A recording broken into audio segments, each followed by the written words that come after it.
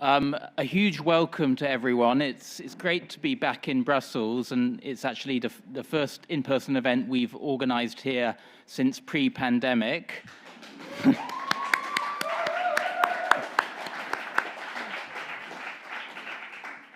But also just to welcome our audience following the live stream as well.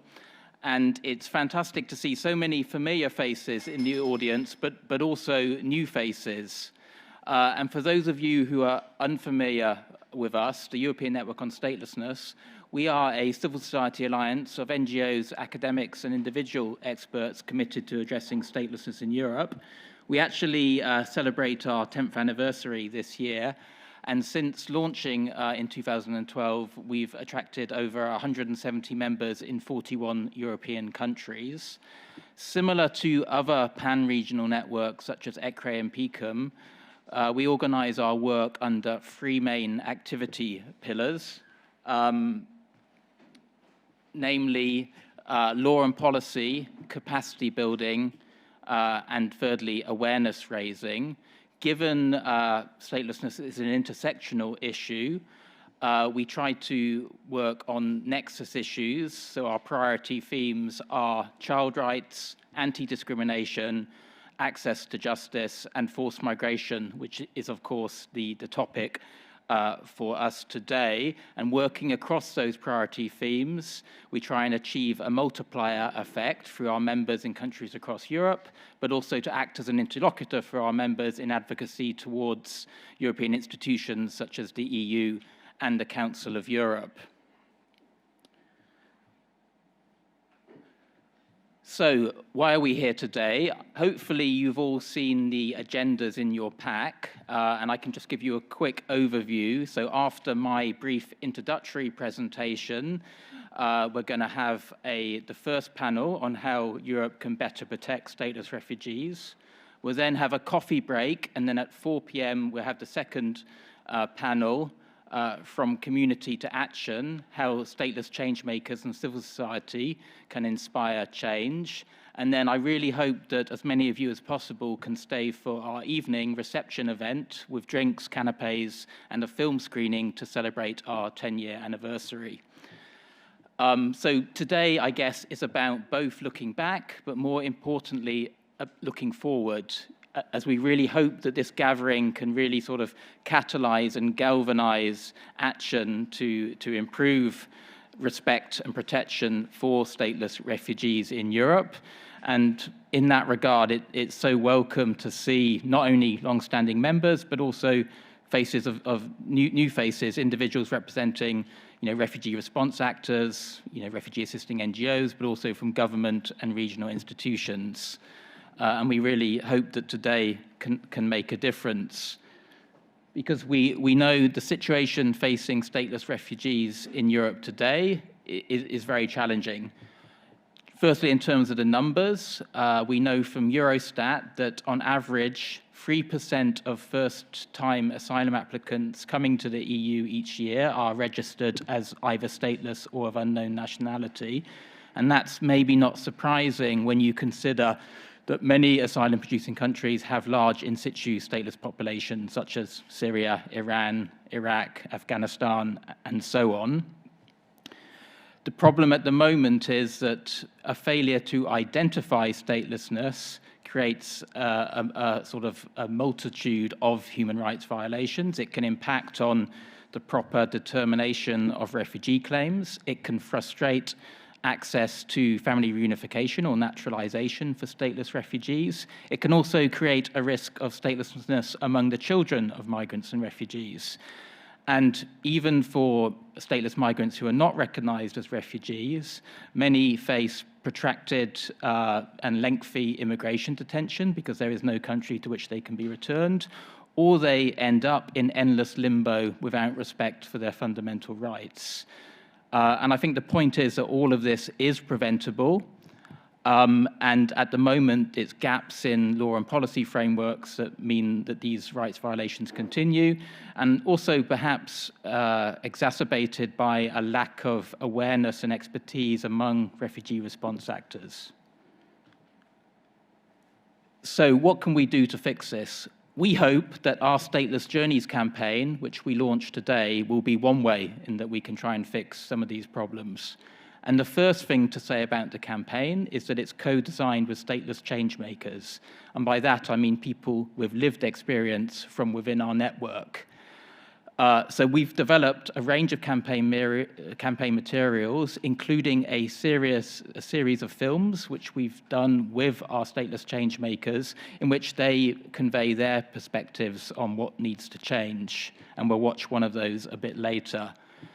We've also developed a campaign website, which is an engagement tool or an engagement opportunity for those new to the issue, but also contains tools for asylum practitioners to help them better protect stateless refugees. And finally, today we launch a campaign statement already signed by 75 organizations from across Europe, and which we hope will serve as a platform to really sort of galvanize and grow a coalition of not only civil society, but also communities and other stakeholders as we really try to drive through change. In terms of what change looks like, I guess that's encapsulated by the 5 recommendations in our campaign statement. So firstly, we want to ensure that all refugee response actors working on asylum, migration, and at borders are fully sensitized to statelessness, and that mechanisms are in place to properly identify stateless refugees and ensure they are granted the rights owed to them under international law. And that's so critical for the reasons I mentioned earlier, or the consequences of failing to do so are so critical. In this regard, maybe one sort of bright spot or positive example is last year we were really pleased to see that the EU Asylum Agency released a new asylum screening tool, which included a dedicated section on statelessness. And clearly there's a lot more that can be done to improve practice at country level, and we'll come on to that later. Second recommendation in the statement is that Europe should put in place a comprehensive, dedicated strategy to address statelessness, including to mainstream statelessness across other relevant policy agendas. So for us, it was really welcome that back in 2015, the European Council adopted its first ever Council conclusions on statelessness. But now, 7 years on, I think it's really time to evaluate implementation and build on this to really try and accelerate progress. And we have an immediate opportunity to do so through negotiations on the Asylum and Migration Pact, many of which instruments are directly relevant to stateless people seeking international protection. And we've been pleased to see some amendments go through, particularly through amendments made by the European Parliament, but there's a lot more work to be done in that area. And also just to emphasize that we're not just talking about the EU, the Council of Europe and the OSCE also have an important role to play going forwards. Our third recommendation is that all children born in Europe, including those born to migrants and refugees, must have their birth registered immediately and should be able to acquire a nationality if they would otherwise be stateless. And this is so important when you consider that 25 countries around the world still discriminate against women so that they are unable to pass nationality on to their children in the same way as men. So this is a gap that needs to be fixed, but at present, more than half of European states don't have full safeguards in their nationality laws to grant nationality to children born on their territory who would otherwise be stateless. And our fourth recommendation, coming back to what I said earlier about a relative lack of awareness and expertise among asylum practitioners, both in government and in civil society, there's a clear need for more training. And again, one bright example is that we heard recently that the EU Asylum Agency will develop a module on statelessness as a form of persecution, and hopefully that will open the door for many more training modules. But also, this needs to be rolled out and mainstreamed at country level. And then fifthly, and finally, and hugely importantly, we need to ensure that the voices of stateless people inform law, policy, and practice solutions. And by that, I don't mean in a tokenistic way as talking heads, but they need to be equal partners at the table. So later on, we'll have a panel, dedicated to stateless change makers, but really every panel talking about statelessness should have someone with lived experience on it, in our view. And this is probably a good moment, actually, to show one of the films we've developed with one of our stateless change makers, Lynn. So I don't know if the tech guys can screen that first video. Thank you.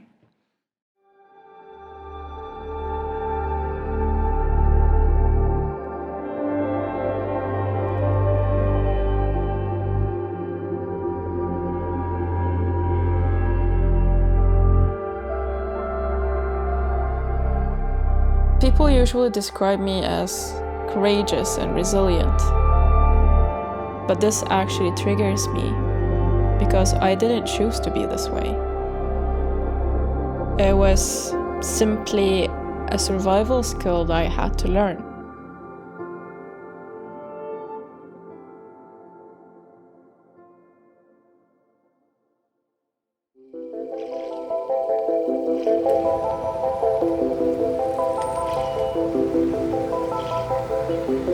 My name is Lynn, I'm 30 years old, and I was born as a stateless refugee. My mom is Lebanese and my dad is a stateless Palestinian. I'm a blend of 3 nationalities, but on papers I am stateless. We fled from Syria to Sweden in 2014, and I really went through hell to get here. Saying goodbye to my family, the people I love, boarding rubber boats, getting jailed, getting mugged, and finally making it here to find out that the nightmare is really just gonna continue.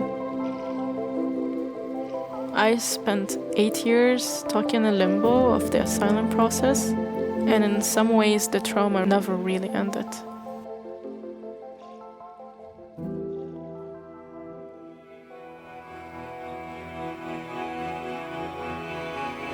On weekdays, I work for a bank as an infrastructure specialist, and I'm also an active member in some NGOs and organizations that work with statelessness. That's where some of my free time goes, which is something gives me energy to do the other stuff.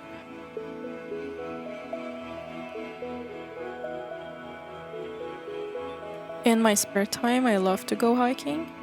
Hiking here in Sweden, I fell in love with the nature, so I try to do it as much as I can. I even created a hiking group for people that just moved to Stockholm and they don't have friends, and meeting strangers and go to nature. I think it's one of my new hobbies.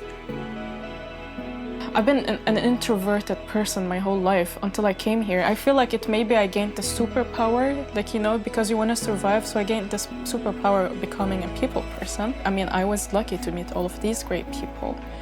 We're not really that different, just like it was we were born in different skin and on a different land. The past 8 years, the people around me, the friends, made me survive it. At the moment, I live with my dad. We came here together.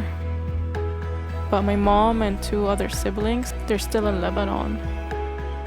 They were really tiny when we came here, but now they're adults, and I miss the whole thing. And I keep having this survival guilt that I'm here and they're not. They're still stuck there. The worst part is not seeing my mom for 8 years. It would have been nice to have her there as a friend during this time, and my little sister as well.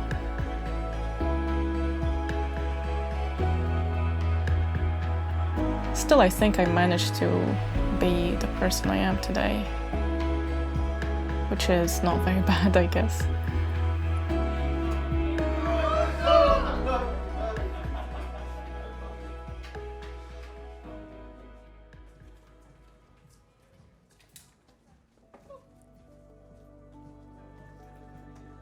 Super excited and nervous at the same time to turn 30. I think it's gonna be a cool new trip, but at the same time it's sad to leave my 20s. Now it's the first time in my life I think about the future, because I mean, I was a kid when we left home. I was literally living in a suitcase for 12 years, and now I feel like I'm unpacking. I finally got my asylum and refugee status. So, am I supposed to know who I am? I'm two different people. One is Lynn, the social girl that likes to go boxing and loves hiking, and one is the stateless refugee that has no choice to travel, cannot vote, does not really have a voice. My plan is to use this anger as fuel and find a solution. Find a solution to? And statelessness, even if it sounds crazy and unreal right now, but I feel like I want to do everything I can so no one else have to go through this. Yeah, I just want this to end. And also I want to study, and I want to travel, and I want to do a lot of things.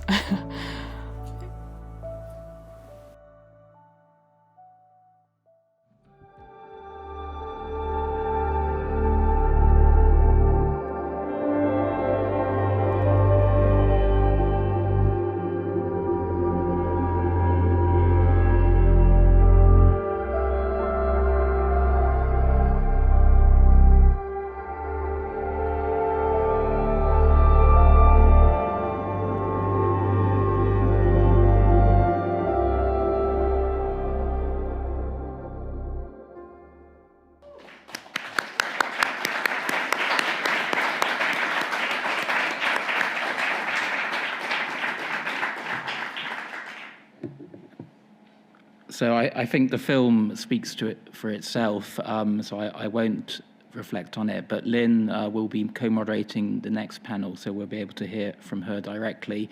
And as I mentioned earlier, we have several other films with other changemakers on our Stateless Journeys website, so do check that out when you have a moment. I'd now like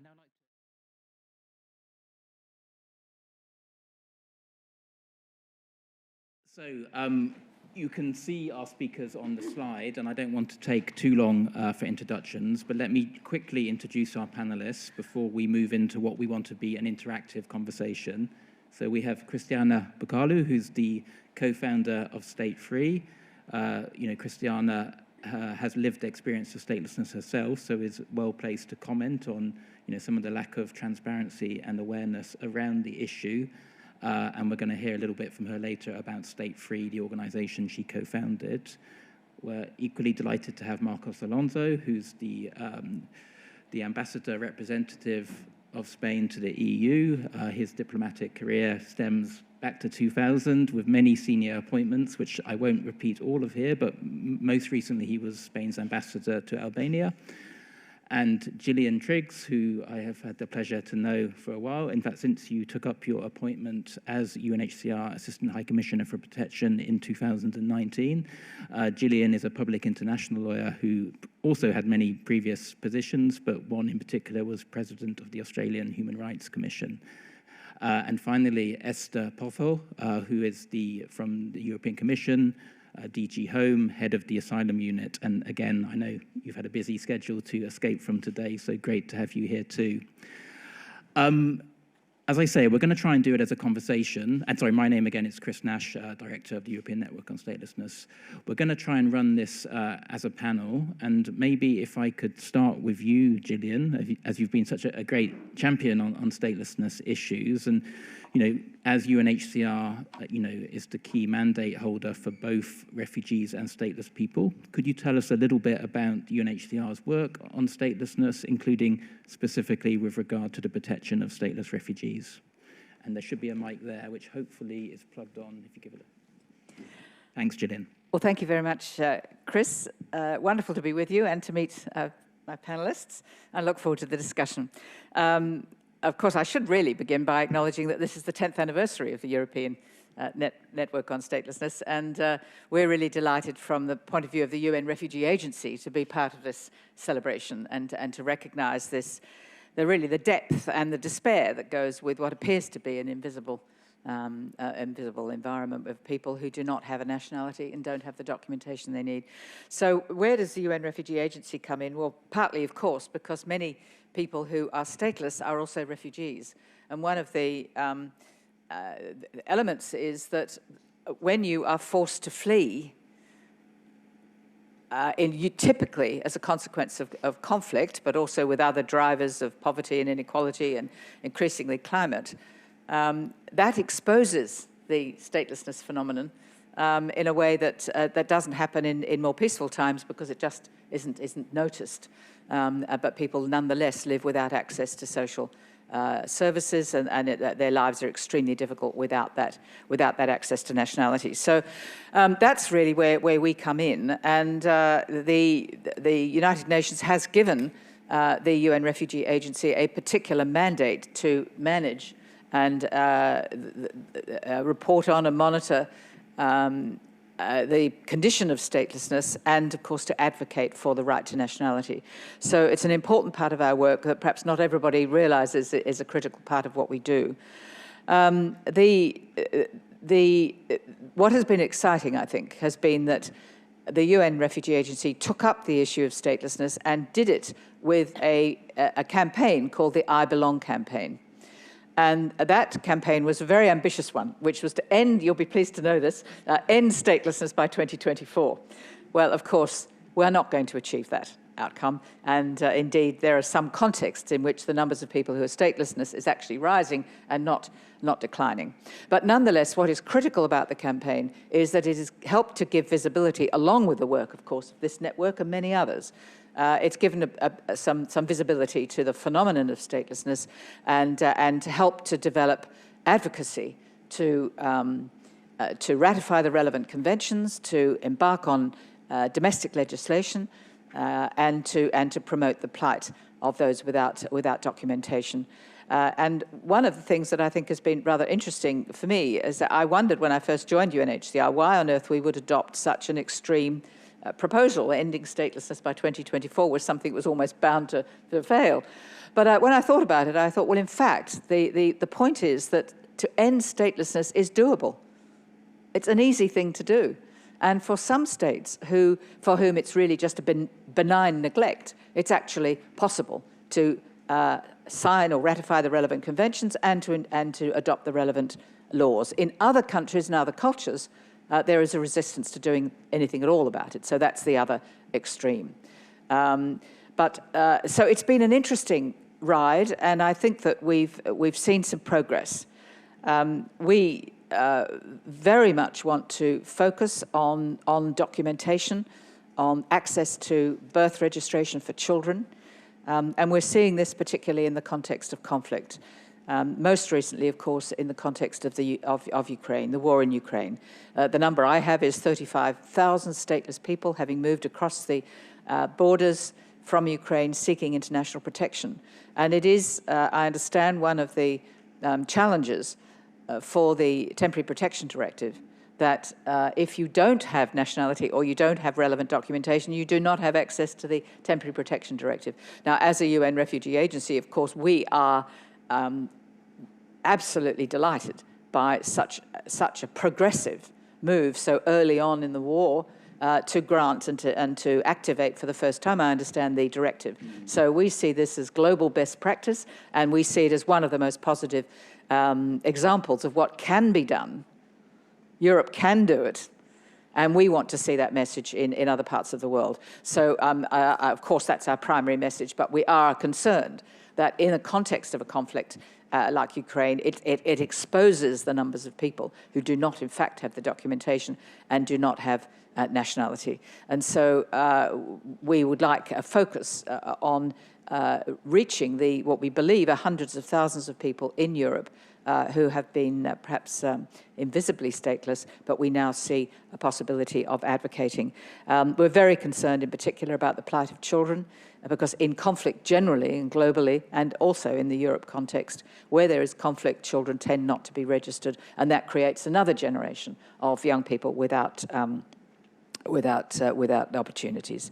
So I think that's a long answer, and I'll stop there. Thank you very much, Chris. No, it's a very helpfully comprehensive answer. Thank you, Gillian. And I think you also very right to mention Ukraine as, a lens through which to see the sort of protection gaps also experienced by other stateless refugees. And you started to talk a little bit about concrete actions that need to happen, but could you maybe spell out a little bit further, what concrete actions you want to see by both European governments, but also, European institutions, including the EU, to better protect stateless refugees? Well, I think first and foremost, we would really like to see a coherent EU strategy and action plan, because a lot of good things, of course, are happening within the Europe context, and a lot of improvements and very high-level ratification of the two major treaties on statelessness. That's a leadership role globally, and we're very pleased to see that. But at the same time, it's rather curious that the EU does not have a coherent EU program and strategy, and there are other parts of the world that do. Brazil being the Brazil Action Plan for the region, for the Americas, and the other, of course, being the ECOWAS plan as well, the Banjul plan. And we see these regional approaches, because it is a regional problem in many respects, because people are moving. And many of you will know the High Commissioner for Refugees has reported in June this year 100 million people on the move globally, displaced either within their own country or in another country.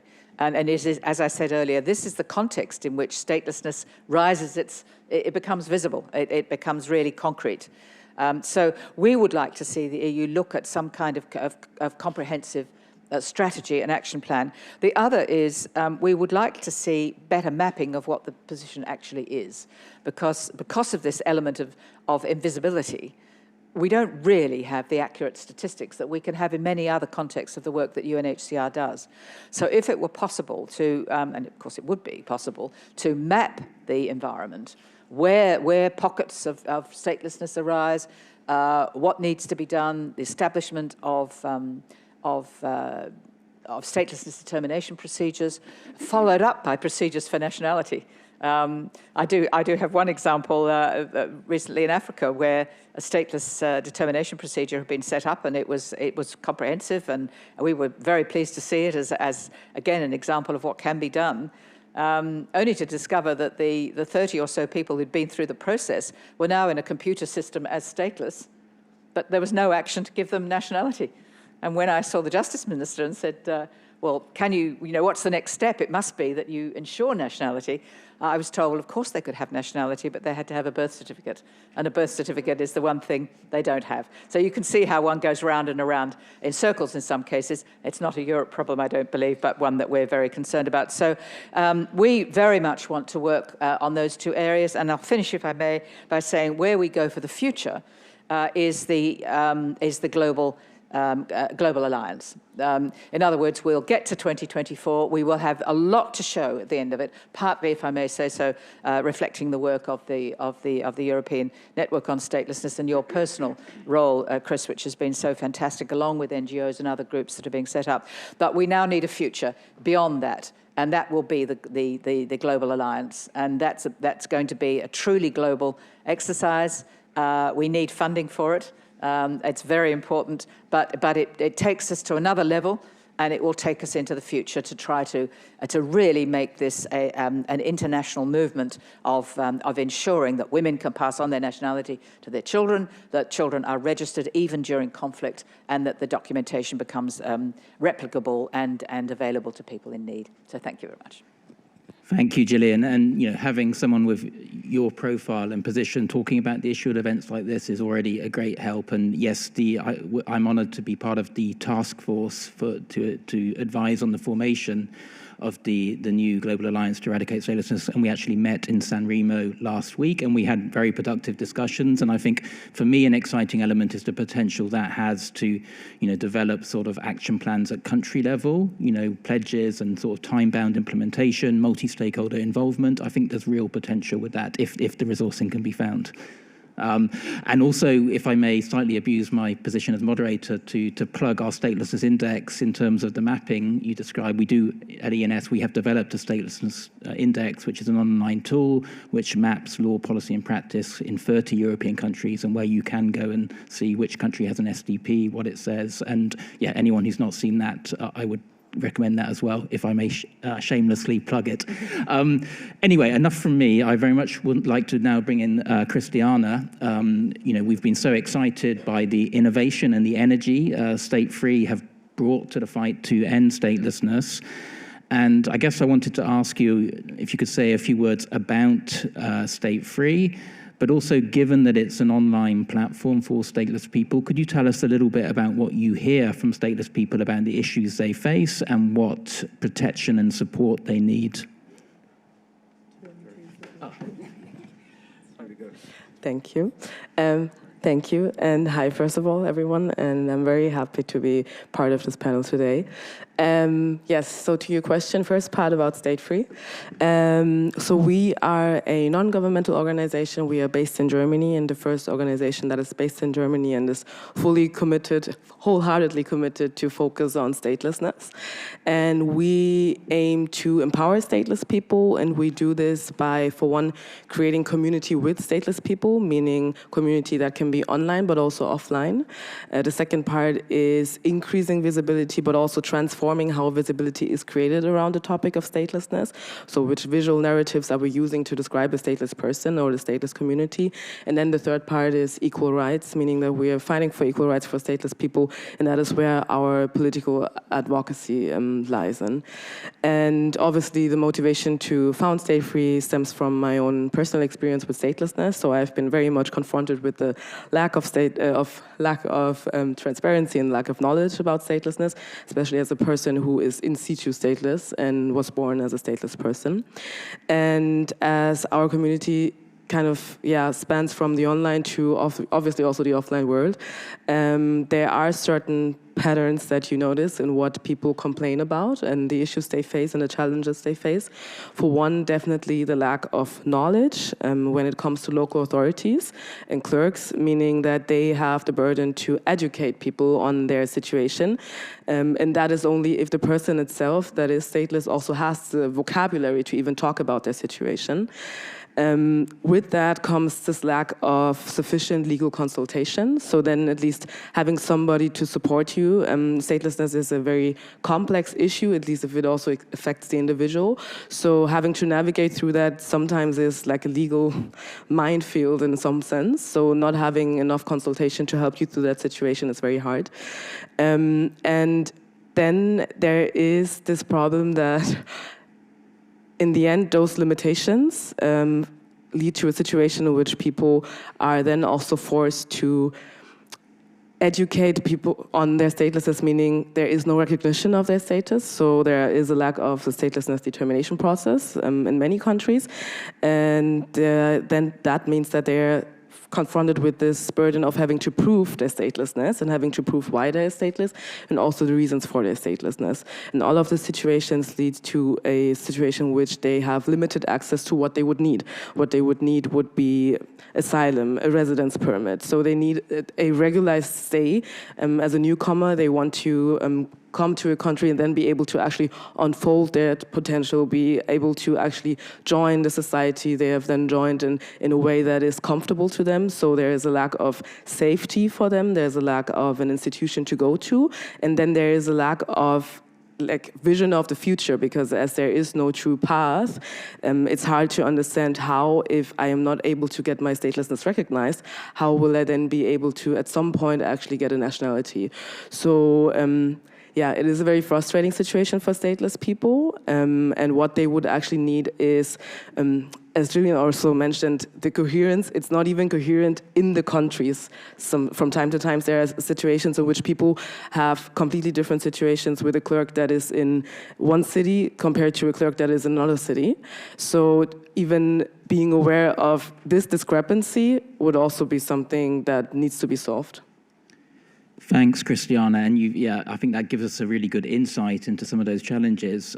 I guess in terms of what can be done about it, I know that State Free is based in Germany, and you've been trying to galvanize more action by the German government, both at the national government and in die Länder at the regional level. So could you tell us a little bit about some of the challenges of getting statelessness higher up the political agenda, how this can be overcome, but also, maybe if there's any sort of bright spots for hope that you see in terms of progress being possible? Yes, I would start with, first of all, maybe also describing the extent of statelessness in Germany, because it's something that not many people are aware of. So currently we have over 122,000 stateless people in Germany. If we break that number down, we have 94,000 people who are in this category of an unknown nationality, and then we have 28,000 people who are recognized as stateless. So there's a huge gap between those who are recognized and those who are not recognized as stateless people. And the issue is that there is no bridge. So one of the questions that we get asked the most is, how do I get from XXA to XX, other way around, how do I get from XXX to XXA? And as XXX is what is used to describe a person who is of unknown nationality, and XXA is used to describe a person who has a recognized status. So the question is, how do I get from unknown to recognized? And there's no path currently in Germany, so there's no statelessness determination process. And at the same time, there's a huge number of children, of minors, who are affected by statelessness. We currently have 45,000 people who are affected by statelessness and under the age of 18, and over 60% of them are even born in Germany. So there's a huge reproduction of stateless cases.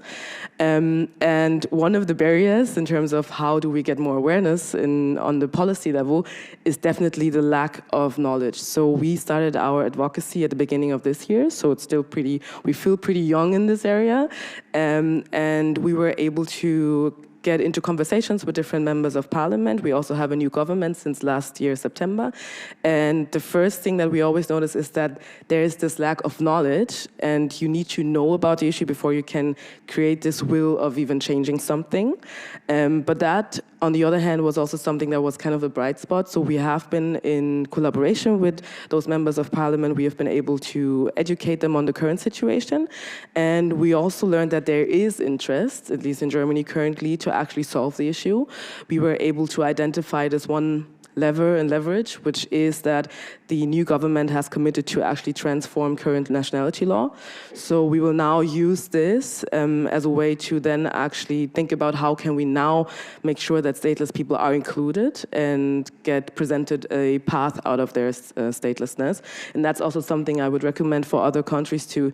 It's not the same situation in every country. Not every country looks at citizenship law right now, but identifying what is a priority currently for the government, and then at least in those areas already identifying how can we make sure that whenever we transform this certain area, that we make sure to include the issue of statelessness already at this point. I think that's something that should be comparatively easy to do, depending on the government, obviously. Thanks, Christiana. And that hugely impressive, the progress that you're making and the signs of hope. We've been waiting a long time to have a strong member partner in Germany, so it's great that you're engaged. And, I guess for me, very few people would realize the extent of statelessness in Germany, over 100,000. Germany is probably relatively better at keeping statistics than some other countries, but, it's not been so good at solutions. As you said, it doesn't have a stateless determination procedure, and it doesn't have full safeguards in its nationality law. So this is why, Germany is producing statelessness. So hopefully we can get that fixed. It seems a good moment to bring you in, Marcos. And, I think it's fair to say that Spain, has, a leading track record on statelessness in Europe, recently, having acceded to the 1961 Statelessness Convention, and we're super excited to have you in your role as ambassador, also because we do have an eye towards the presidency of the EU, your presidency of the EU in the second half of next year, and in the hope that Spain can encourage, action by other member states. So firstly, thank you again so much for coming, knowing your busy schedule, but I did want to ask you a first question. I guess, given that Spain, what motivated Spain to take action on statelessness, as I mentioned, acceding to the 1961 Convention, and earlier this year introducing a new royal decree which improves protection rights for stateless people in Spain. Could you tell us a little bit about the motivation? Okay, first of all, Chris, thank you very much for inviting me to participate today here in this panel. And I'm very honored to be here with with these panelists, which I have met just now, but it's already been extremely interesting. And I also wanted to congratulate you on these 10 years of action, I would say. Raising awareness, which is clearly very important, because watching the video of the campaign, one concludes that it's an obvious thing, but it seems it's not so obvious. So definitely, raising awareness is something that needs to be done on and on till policies and legal frameworks. And then, after all, our sensitivity, or the sensitivities of our societies, manages to avoid this. And as 2024, we are missing that date, but maybe fairly soon we can overcome that. Now, on Spain, I was actually very glad, and I feel a little bit awkward when you say, you portray it as a success story, and I must say that I'm not very used as a Spanish ambassador to be, an example of a success story. So I'm very pleased, while acknowledging there's a lot to be done. But preparing for today's panel with my team, probably there are several reasons for that. And maybe the main one, or the first one, I'm just going to mention three, could be historic. At the end of the day, when one looks at Spain, we've been a country which has had the history which has had. We have expelled parts of our population, for example, in the past, which adds, it's an important element. We have had several civil wars, which, as we know, provoke and create tragedy. People have to leave Spain and face, maybe not completely, or maybe yes, the situation that we have seen before, even in the 20th century. Spain has been a country which has had also migration. So at the end of the day, I think that has made Spanish population, our citizens, maybe more sensitive than others to these situations, to this drama, to these personal tragedies at the end of the day.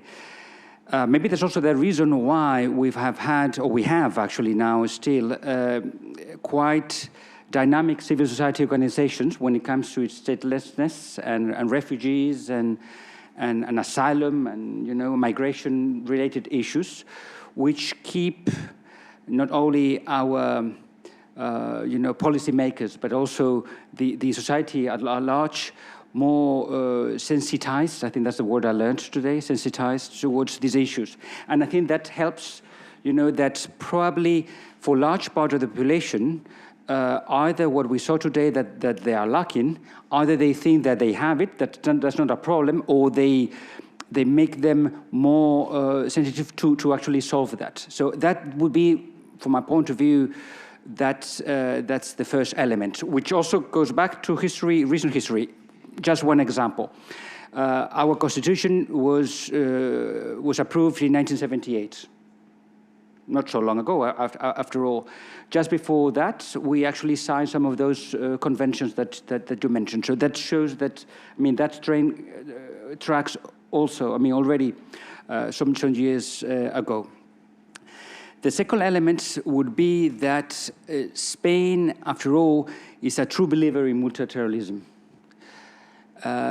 Many criticize that we are not so active in multilateral organizations. We try to contradict them as far as the EU is concerned, at least. But we are true believers in multilateralism, and we have an approach for human rights in general that is extremely international. And I think that helps the fact that in Spain we are maybe more open to these issues. I have here the list of conventions in which Spain is part, but basically all of them. So I think that would be the second element. On the third element, I would actually say is that, as I said, we have been facing, or we face very concrete examples of statelessness in Spain. In the last decade, for example, I would say that we have around 1,000 or 2,000, depending on the year, applications of stateless people in Spain. That might seem slow. I mean, it's not slow, but low in terms of figure. If you look at international protection figures, it goes much, with the numbers that we would have, would be much higher. But at the end of the day, that is a reality that we face in every day, by authorities in every day. Yeah? And that has provoked, that has pushed us to create actually a special unit within the Home Affairs Ministry, within the asylum unit, a special unit for stateless people, which I think is very good, and that helps definitely try to channel some of these issues.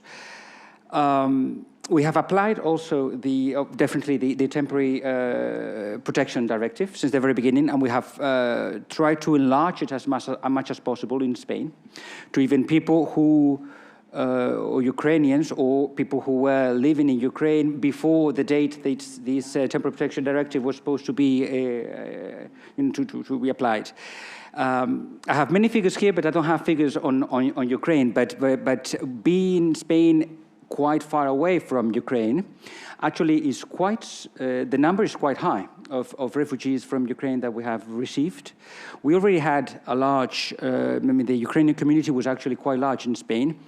And we saw that when this crisis started, solidarity mechanism among Ukrainians actually worked fairly well. So those Ukrainians living in Spain, legally or illegally, or regular or irregular, actually help all the Ukrainians, all the friends who were living in Ukraine to actually go and stay in Spain under this temporary protection directive. And another last, because I'm being very long, I'm following the example of Gillian there. but no, just one last thing because I was, when looking at the slides and what you said, indeed I'm proud that there are some of the issues that are complicated in other countries. They are not so complicated in Spain. For example, stateless children do have a birth certificate in Spain right away. That's not an issue. Stateless children actually can access easily Spanish nationality. If it's refugee children, it's a bit more complicated. It takes, as far as I understand, 1 year till they get it. But they can get access right away to education and to integration mechanisms and options that our public service actually offer. I don't want to go through the whole list, but these are issues that can be easily solved, because if we did solve them, that I guess is not so complicated for others in the in the EU to actually do the same. I don't know. No, thank you, Marcus. And there is genuinely a lot of good practice. And yeah, for us, it's obviously other governments are more likely to believe it coming from you than from us. Equally, I should say, you mentioned our wonderful members in Spain, and that they will probably be unhappy with me if I don't point out there are a few areas that could still be improved. So we continue to work on those together. But the second question was the one I really wanted to ask you. I mentioned earlier about the 2015 Council conclusions on statelessness, but we have been a little bit frustrated that no presidency since Luxembourg in 2015 has prioritized statelessness. So I wanted to ask you what scope you see for Spain to prioritize and address the issue during your presidency in the second half of next year. Well, thank you again for this question, which is difficult to answer in a way, if you want me to be very concrete, but I will nevertheless try to reply. Spain is a very pro-European country, extremely pro-EU integration, very sensitive when it comes to the population, but definitely the current government that we have. to social issues, and that includes refugees and migration and asylum and statelessness. So definitely that's going to be in the agenda. Beyond that, migration at large is going to be part of our presidency because it comes at the end of the mandate of this Commission, at the end of the mandate of this Parliament, of the European Parliament.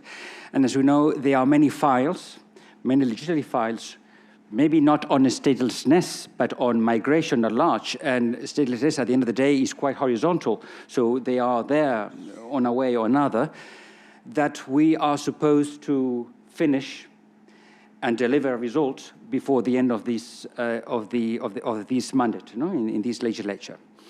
That has been a commitment not just of our presidency, but all the incoming presidencies till the end. That means the French, well, the Czechs, the Swedes, us, and then the Belgians. Now, the situation is what it is, and if we look around, what's going on in Europe, I don't know. Well, I cannot conclude that probably that the moment is the ripest or the best maybe to move on with all these files. We have had elections in some of the member states, even in a member state which is going to hold responsibility when it comes to chairing the council or having the presidency of the council fairly soon. And maybe that's not going to change a lot, but maybe yes. But maybe, since these areas are quite political back home in many of our member states, that can actually influence positively or negatively. So we will try to be as positive as we can, but we can do that together. I was talking to Gillian before on our presidency, and I said, we have the presidency of the Council of the EU, which means that we can influence the Council of the EU, but we are not going to be the rulers of the EU while, for our 6 months. Fortunately or unfortunately, we will have less fun. It would be much more fun if we could be the rulers, but that's not going to be the case. So we will try to see. Having said that, and we discussed that before, I think that our presidency can be a fantastic platform for many things, and definitely to raise awareness about all these issues. And we can raise awareness in many different ways. This campaign that you are launching, I find it fantastic. And as we've seen in these recent elections that we had not so long ago, and that reflects how large parts of EU's population actually think, there's leeway to raise more awareness and to actually sensitize or whatever the word was that we use today throughout Europe. So that's something that we can definitely do together. You can count on us to actually promote, push, dynamitize, or whatever the word would be there, activate, agitate, engage in all these issues. Maybe that's not much, maybe that's, okay, a little something, but, that's probably what I truly, being at least honest, I can say right now. Thank you, Marcos. And yes, during the pandemic, we needed to sanitize. Now we need to sensitize. So, exactly. But thank you for being honest. And I recognise that the presidency's hands are tied to an extent, also determined by the pace of progress negotiating the pact. But what we genuinely hope is that some space can be carved out for statelessness. There might be more space, which I'm sure would be great for a presidency to achieve some tangible outcome, such as council conclusions. But if not, to have that sort of sensitization, mainstreaming, and really to ensure that in council discussions there is the recognition of statelessness as a horizontal issue, as you described it, would be really important. So we look forward to staying in touch with you on that, and we're hoping to hold another conference in Spain in the spring. So we'll see where we are then. Thank you. Obviously the European Parliament with co-decision is another key player in developing common European asylum policy, and hence we were delighted when the chair of the European Parliament's Libe Committee, Juan Fernando Lopez Agilia had agreed to speak at our event.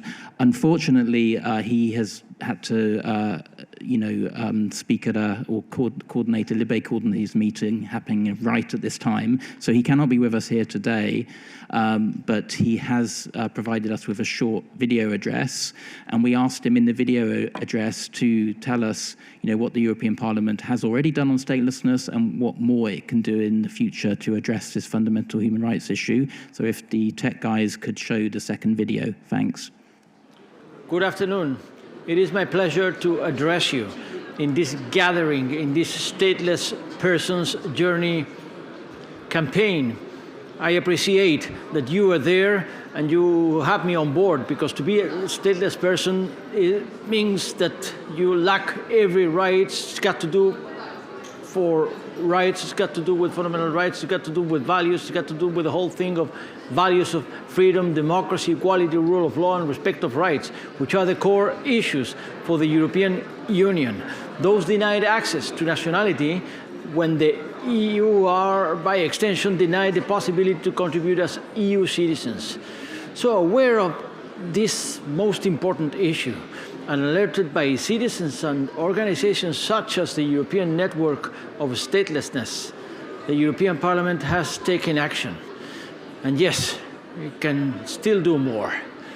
Back in 2017, two relevant committees of this House, the Libe Committee, which is a lawmaking body, and the Petit Committee, which is to hear about citizens' petitions, held a joint hearing on statelessness persons in the Parliament, in the European Parliament premises, responding to a petition signed by over 22,000 people following a European Network of Statelessness online campaign, after which we could highlight some recommendations, such as the urgent need to harness political will to ensure that all EU member states do access to the two UN statelessness conventions, 1954, 1961, introducing dedicated determination procedures to identify and properly protect stateless people.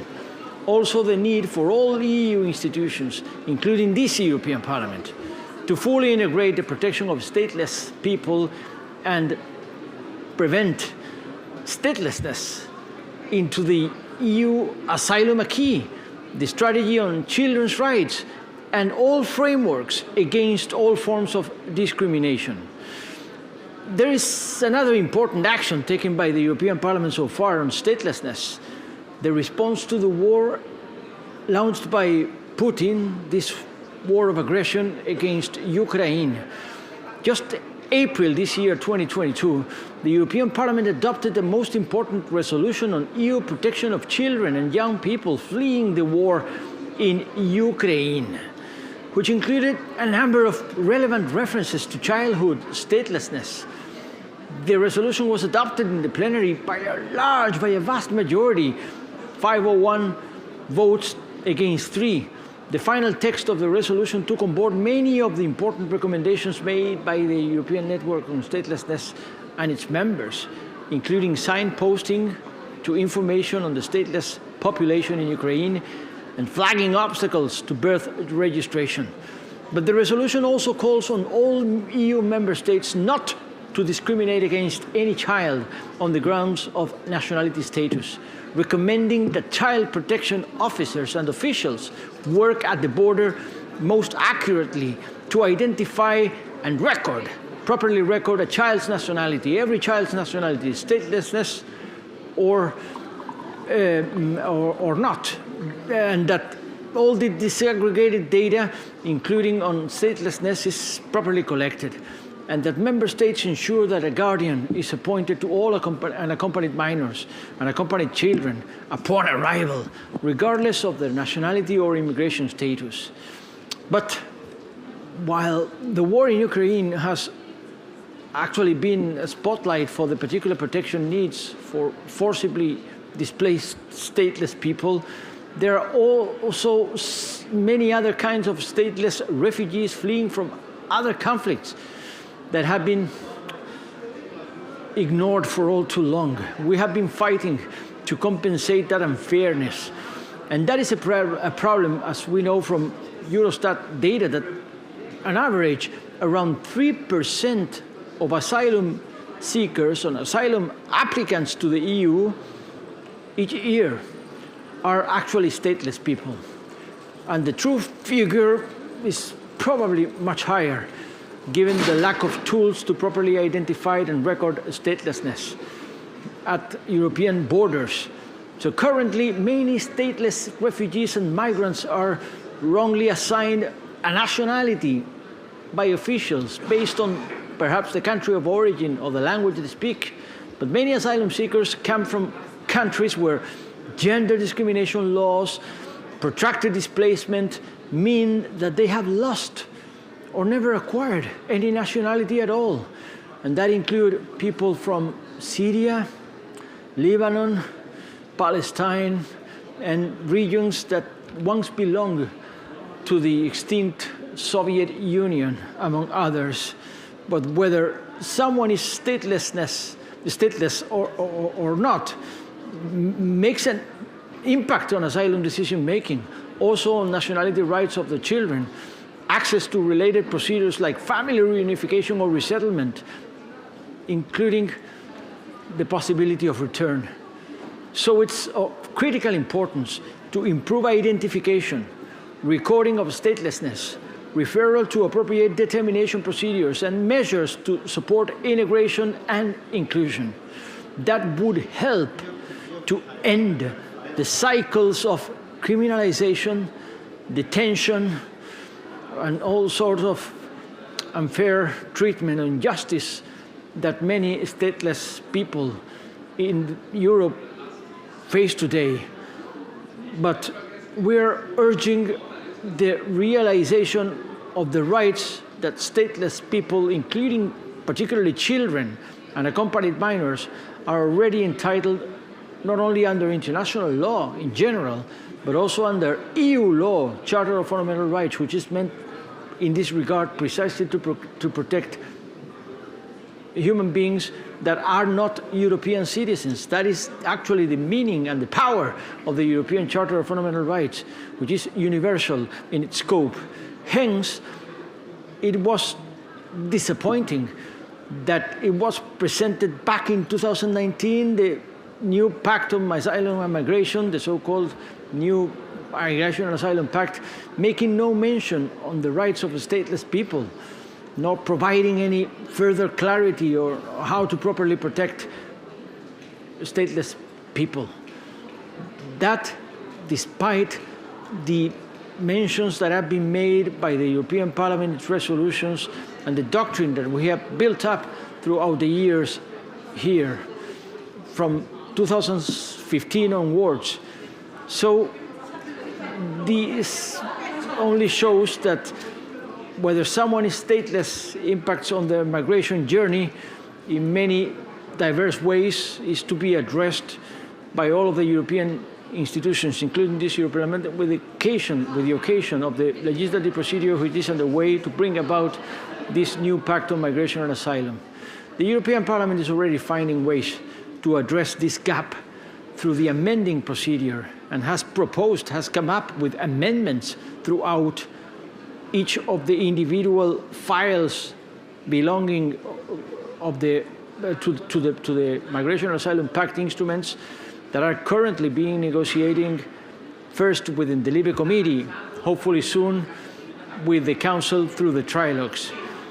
Finally, a final point, I would simply urge all actors to consider how statelessness may impact on implementation of the Pact, the Common European Asylum System reform, and other relevant policy areas such as the Action Plan on Integration and Inclusion are to be taken into account. In my view, as chair of the Committee of Liberty, Justice and Home Affairs, no current blind spot is allowed. The current blind spot in statelessness must be addressed in EU policy making and EU law making, which is the work we do here in the European Parliament. Wish you a good conversation ahead. Thank you for having me. Many thanks to Juan Fernando in his absence, and he's one of several MEPs who have engaged with us constructively on the issue, and it's great to have his recognition of the need to address this blind spot. Before I bring in Esther, just to say that we did start 10 minutes late, but we will definitely leave time for Q&A at the end, so do start thinking of any questions you might want to ask any of the panelists. And now, delighted to have Esther with us, given the European Commission's role in terms of drafting legislative instruments as part of the design of the Common European Asylum System, and also monitoring their implementation, so creating the trinity that we have here today. And I guess my first question, Esther, would be, to be sort of slightly blunt, we were disappointed when the Commission published the pact in October 2019 that there was no explicit mention of statelessness, but we have been encouraged that it has since been mainstreamed integrated through amendments proposed by the European Parliament. And I would just be interested to get your views on how statelessness can be sort of more strongly integrated as a horizontal issue going forwards. Thanks. Thank you very much, Chris. And first of all, thank you for inviting us to this conference, and congratulations for 10 years. I can say that Chris is extremely persistent, so you have a very good person working on to fight for the rights of the stateless people. When I was watching the video, actually, it reminded me of stories when I was on the ground in Greece in 2016, on the islands and Lesbos, and we were receiving lots of Palestinians, and also stateless people from Syria and Lebanon. And we were realizing in the process that the border guards were not doing the right job. And one of the things I did when I came back from the missions in Greece was actually ask the EUAA if they could develop a very basic determination system so that all the border guards will apply it. And we did something very quickly, and we had lots of meetings later on with the border guards. And I think by maybe the third year of the crisis, we were having a bit more horizontal approach to those issues. But then leads me to your question and your disappointment. Well, I think also we have to take into account that there is a certain limitation of what we can do in terms of statelessness with the treaty, and we don't have a legal basis. Nationality is very much the competence of the member states. As Gillian mentioned, indeed, we don't have an EU strategy for statelessness. And it's true that the pact probably could have gone further. But I think one of the things we're doing as Commission is to try to encourage member states as much as possible to accede to the 2 UN Convention. It's something that we repeat over and over again. And another element we do as well is the funding aspect. And it is included as that the member states are encouraged to use their funds to actually promote the integration of stateless people. It's not all the things you would like for sure, but at least it's something that we try to do to encourage the member states to do. More horizontally, what I think is really important moving forward with the pact, at least in the asylum acquis, we never talk of just third country nationals. Our asylum acquis and also in the pact, what we have is third country nationals and stateless person. The problem, indeed, is that we don't have a common harmonized approach for statelessness determination. And maybe this is something that in the screening proposal we could have reflected a bit better. But it's very encouraging to see that actually the general approach adopted by the Council back in June has made a little reference. It's just a tiny thing, but I think opens the door also for afterwards the negotiations with the Parliament. And now we have in this screening form that border guards have to complete, it includes nationality, but also statelessness, that it was not originally in the proposal. From the Commission side, as we welcome very much the proposals and the recommendations you send us in relation to the pact. And what I can say is in our role as in the negotiations between the European Parliament and the Council, we are going to facilitate anything that the two institutions can agree upon. I want to be a bit more optimistic than Marcos and think that these changes in the governments lately will not have such a negative impact on the negotiations of the pact. and that actually would be the Spanish presidency negotiating maybe the most important provisions of the pact, the RAM, the EMMR, the Asylum Migration Management Regulation, and the Asylum Procedures Regulation, and maybe as well the screening proposal. So you have a good combination of LIBE plus the Spanish presidency to the interinstitutional negotiations. So let's see what happens in the pact, but I think your recommendations were very realistic. They were not, and I think we can improve the proposals, and already you have the European Parliament on your side. More operationally, what can we do in addition to what we're already doing? After the 2015 Council conclusions, there was a mandate for the Commission to try to identify best practices. So we have this European Migration Network, which is basically the authorities of all the member states, and we created a kind of subsection of the European Migration Network dedicated to statelessness. They had a first conference in 2016, then another one in 2017, and in 2020 they published a report in which they were looking at how member states were implementing the two UN conventions, but also more generally the termination of statelessness. They follow very much the approach also, the model of UN in terms of statelessness determination, but also identify which member states have problems, for example, with issuing accessing nationality, registration of children after birth, etc. And it provided a good framework, and it has been followed up in 2021. So I think from that point of view, from the Commission side at least, we're trying to promote that all member states follow the same guidelines, following the leaders like Spain and other countries, that they can see that it's indeed possible, if you want, to solve the problem. And we hope that this will also result in a positive outcome in the next years. And last but not least, the work of the European Asylum Agency. I told you at the beginning about this little leaflet that we prepared for the border guards. But now with the EUAA, you mentioned at the beginning, they are developing a registration tool.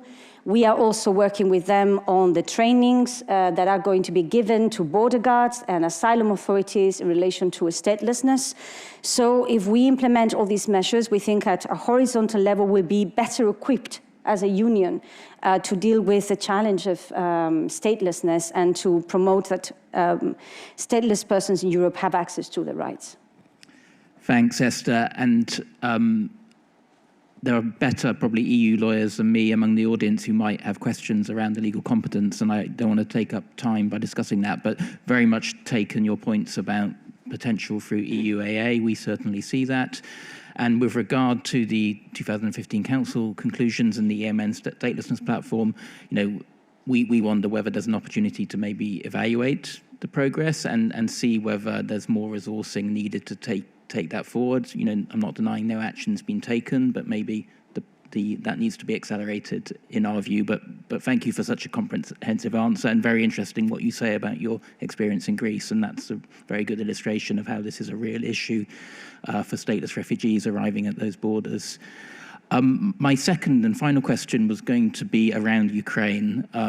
Obviously, many speakers have already alluded to Ukraine and how it's exposed a protection gap for stateless refugees. And back in April, we wrote to Commissioner Johansson calling for action to improve the implementation of the Temporary Protection Directive with regard to stateless people.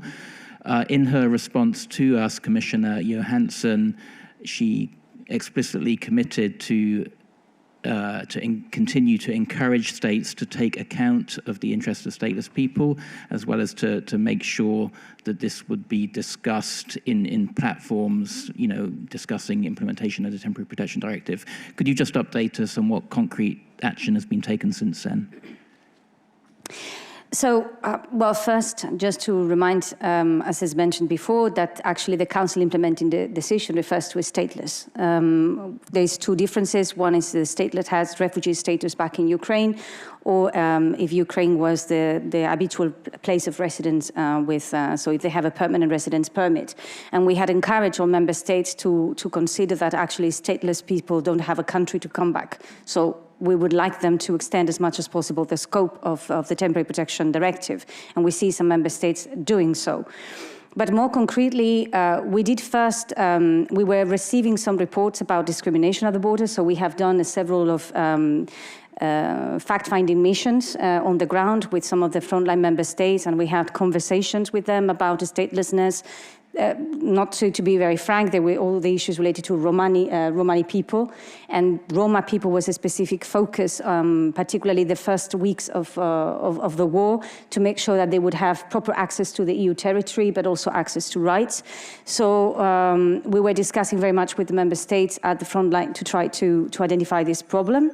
We followed this up then with, we created to implement the Temporary Protection Directive, what we call the Solidarity Platform, in which we have all member states represented, UNHCR is participating, we also have IOM, we also have the EU agencies, so it's quite a comprehensive platform where all the people that are supposed to be there are represented.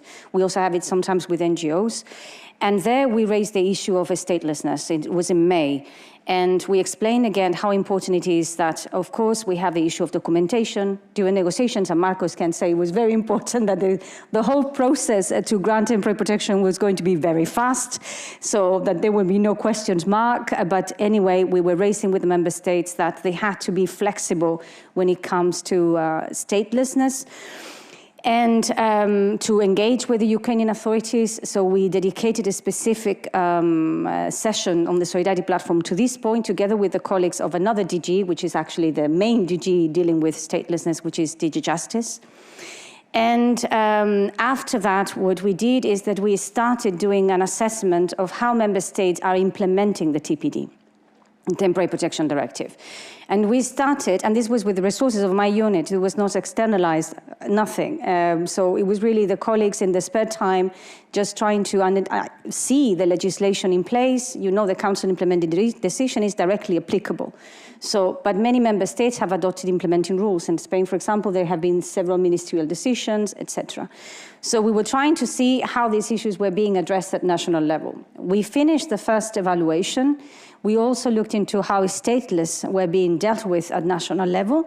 We are now in the second stage. And the second stage now, we are having bilateral meetings with the member state. And we expect to meet all member states between now and January.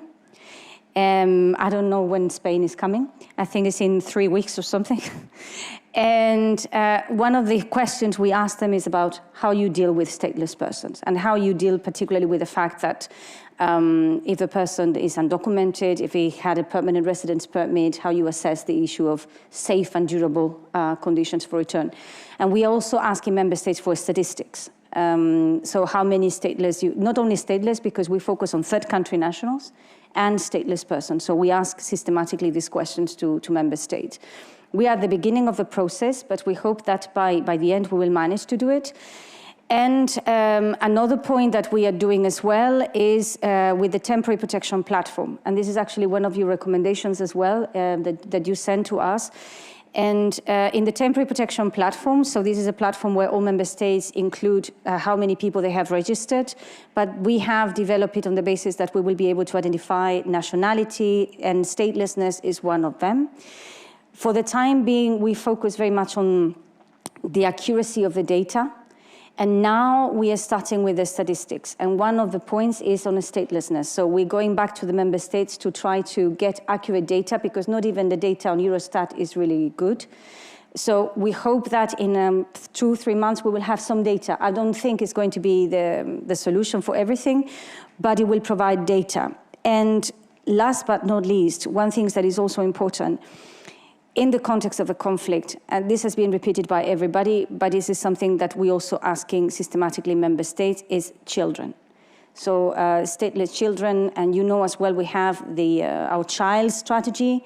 And in that child strategy, we are really pushing member states to try to give universal access to nationality for children, the registrations, and also that border guards should increase their capacity to identify statelessness. So this is what we've been doing since you wrote us, and we have to do more, this is for sure. Thank you. Thanks, Esther, and we look forward to following up on that. And point well taken about the child rights strategy, which does have actions related to statelessness, and more can be done there too. So yeah, well noted. We've now heard a huge array of issues from our 4 speakers. we did start a little bit late, but I do want to allow at least 15 minutes for Q&A. So I think we'll try and do it in 2 rounds. So maybe initially we'll take 2 or 3 questions, and then we'll try and do a second round if we can. So if people want to put up their hands if they'd like to intervene. So I see Alexei, Sophia, and Katya. My eyesight's very bad. Mohammed, we'll try and come back to you in the second round if that's okay.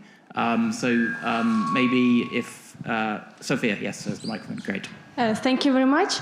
And thank you very much, Ms. Esther, for actually updating us on statelessness, stateless people coming from Ukraine.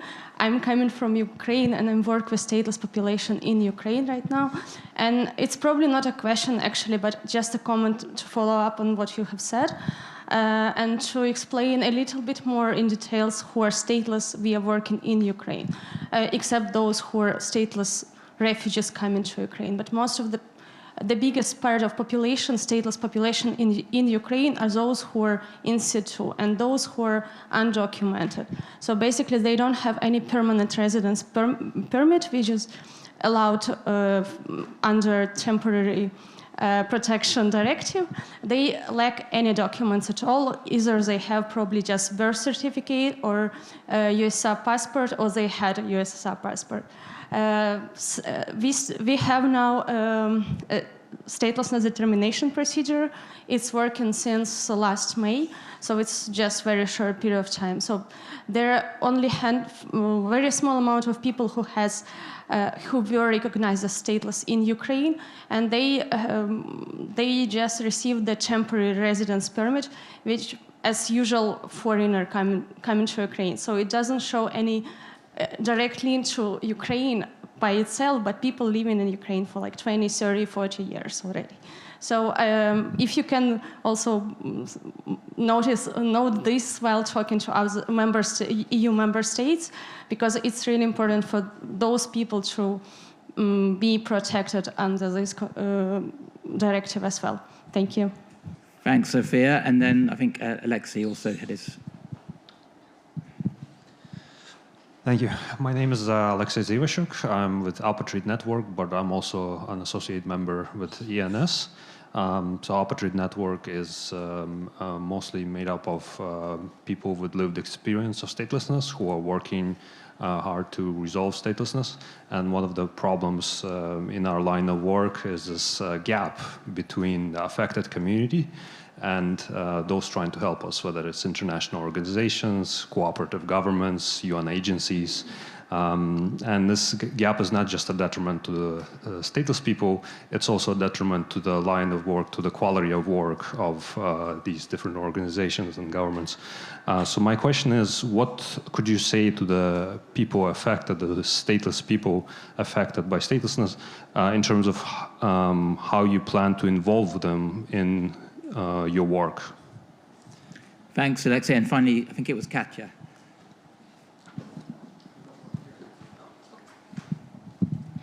Hi, my name is Katja Schwieder. I'm an assistant professor at the Free University in Amsterdam. I have a whole bunch of questions. The first ones are for Christiana. I wondered whether you could elaborate on what the name of the organization means, State Free, what was intended, and perhaps what new meanings it acquired. If so. And I was also fascinated by what you said about making statelessness more visible and raising awareness, but also changing the ways in which people are aware of statelessness. And I was wondering if you could elaborate on that and in what ways exactly to change, and perhaps what's wrong with the way statelessness is visible right now. A question to Gillian, a question and also a comment. I wanted to pick up on what you said about determination procedures that are not always leading to anything useful, so maybe being a bit more of a token procedure.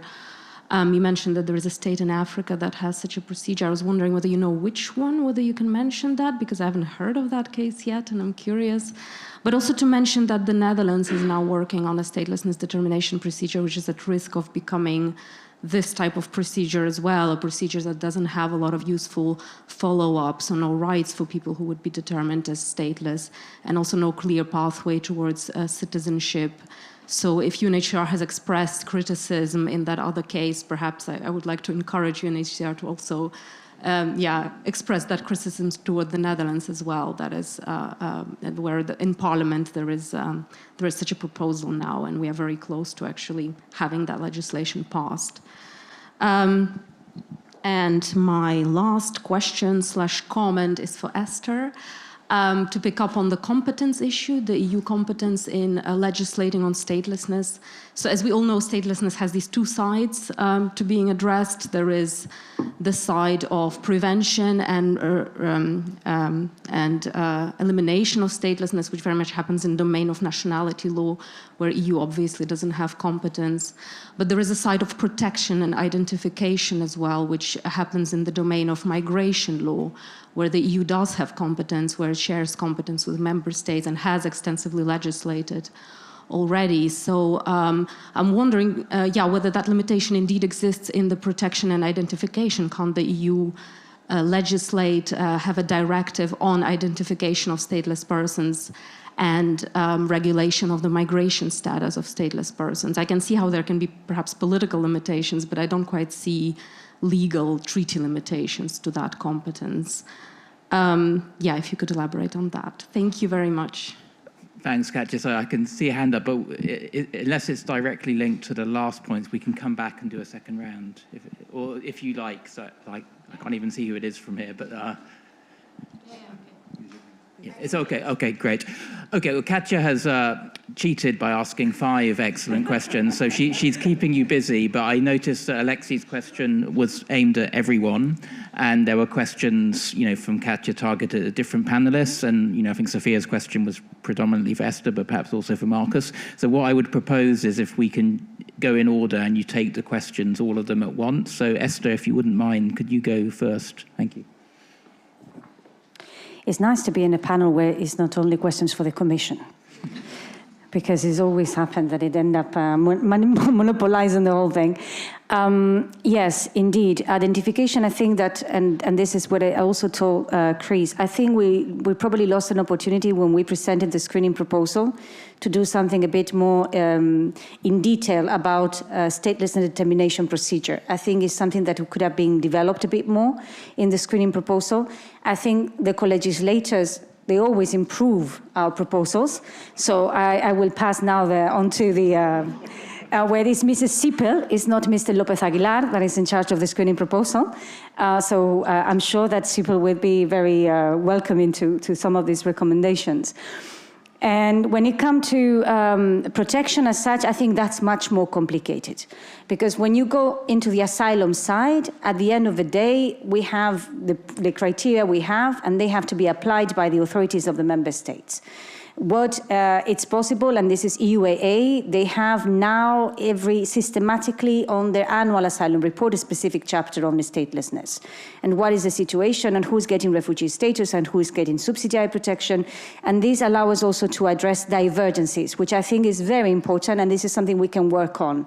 And actually the EUAA agency is going to, in the next year, work on convergence, and one of the things looking at is how these issues are dealt with differently in member states. So I think this is something we can work indeed. Now, on the legal status, for example, if a stateless person should get a residence permit or not, and legal, I think this is much more complex. And then you go really into the line that is competence of the member states. Legal migration and legal residence is always a very, very narrow line between what the member states can do and what we can do. But anyway, there is also now the reform of the long-term residence directive. So there are certain elements there that where there is scope. And this is indeed the only area that we could really regulate. Thank you. Was there anything in response to Sophia's question on Ukraine? And on Ukraine, yes, actually, we ask about what kind of evidence they're asking, because we know that many of the stateless persons in Ukraine don't have documents, and that the new Ukrainian determination system of statelessness, we're in contact with the Ukrainian authorities as well. So we're actually asking, we know that in many cases, based on what we have learned, many go into the asylum procedure, but then we have a second question for them, and it's like, well, what if they don't meet the conditions of subsidiarity, because the Council decision talks about adequate protection. But we have safe and durable conditions, which is very different from the criteria we have. They are similar, but not the same as the criteria we have in the Qualifications Directive when it comes to subsidiary protection. So we are going deeper a bit into that when we talk to the member states, just to know what they're doing at least, and see we have to come up with some frequently asked questions and guidance on this aspect.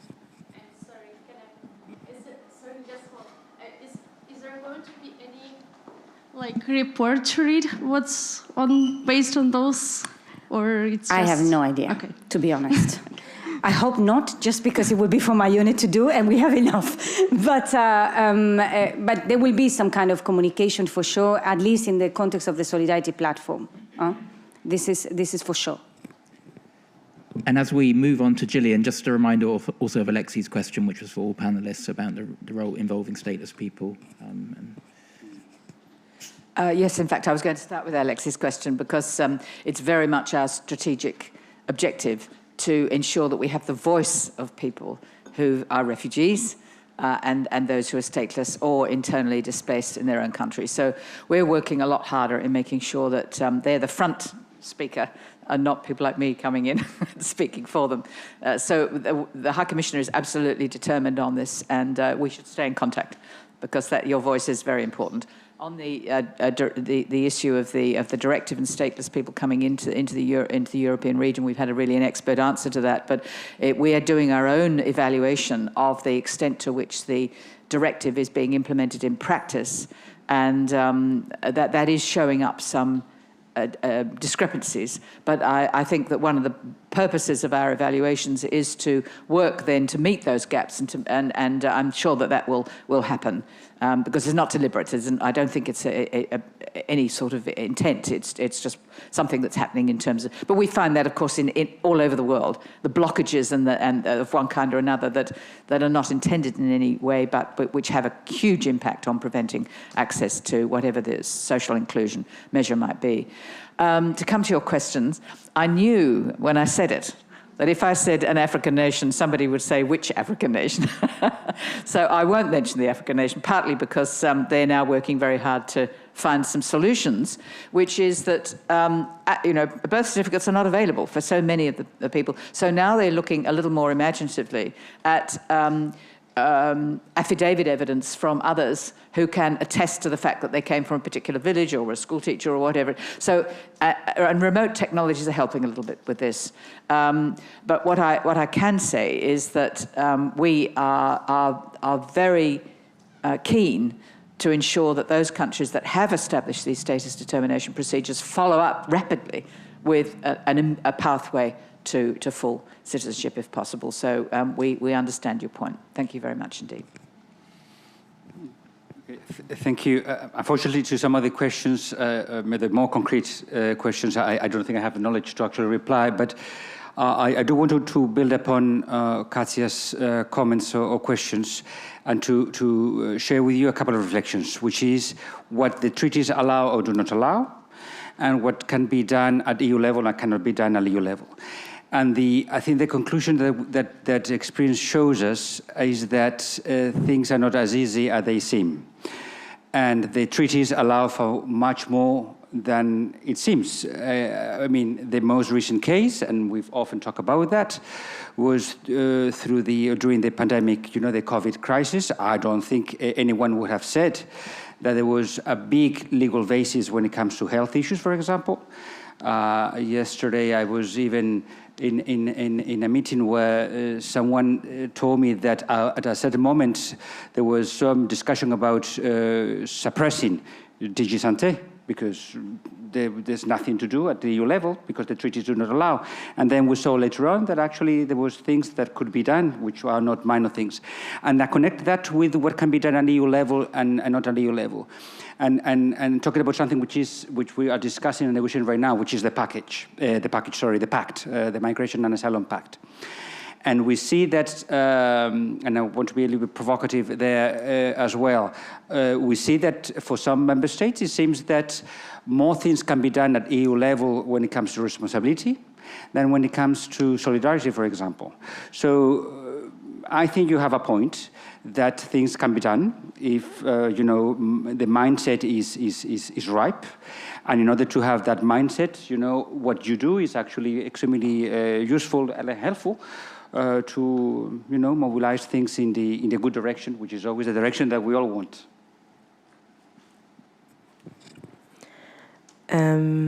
I will also comment on Alexei's question, just to give maybe one recommendation on how one could close the gap between organizations working on statelessness and those who are affected by the issue. And I think one thing is definitely not only asking for their voice, but also actively inviting them to be in contact with those who, it's not only the voice, but it's actually also about the power of decision making, and that based on their experience, because what we have now experienced with the German government, which was a huge surprise, also made me understand that this is exactly what is needed. It is needed to have a conversation between those who then in the end actually create the law and those who are affected by it. And it could be organizations, NGOs, but also IGOs supporting stateless people, building their capacity in a way that it prepares them for this interaction with people who are in the government and who will then take the decision, and to give them that stage in which they can be in direct contact with them. And to Katja's questions about State Free. State Free, the name, for one, on a personal level, one thing I noticed was that this term of statelessness was something that felt very negative to me, because this part of less. Thank you. This word less always has this connotation of a stateless person lacking something that they should have, but they're lacking something that should have been given to them. So I didn't want that term in a title for an organization that I'm trying to build. And one comment that I'm often confronted with is, well, but at some point or in some aspect, the fact that you're without nationality maybe also makes you free. And I can tell you from experience, being stateless is exactly the opposite of being free. I have no freedom, and I am always affected by whatever another person decides. So state free, in a sense, is a vision. So it's something we're working towards. It's something we want for the reality and the life of a stateless person at some point to actually feel free, despite whatever they have been through because of the statelessness that they're facing in this moment. And about the visual narratives that we feel could be transformed. So one thing that we noticed, and one thing that I was also affected by was, if you visualize a stateless person, or something images we often saw, is a person that is depicted without a face, a person, or a picture in which only the back of the person is shown, a shadow, but whenever I saw those pictures, I never really felt reflected by them. Yes, I was born as a stateless person, but I have friends. I'm lucky enough to have friends. I have a family. This loneliness that is often depicted, and I understand that it is in order to also show the urgency and show how harsh the situation is for those who are affected.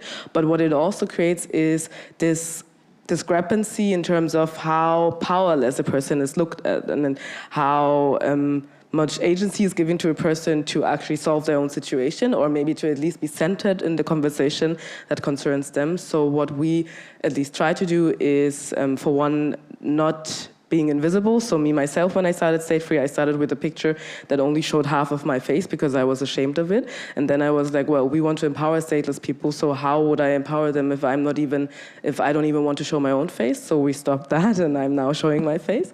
But then again, we also started this photography project as one example, in which we traveled into different European countries and took pictures of stateless people, but them also being able to actually influence how they are then depicted. Like, how is their image shown? Does it really reflect the diversity of stateless people? Does it reflect that they are not only stateless, but that they also have their own goals, that they in some sense have their own life, and that statelessness is not every part of their identity, but unfortunately one part of their identity that is forced on them.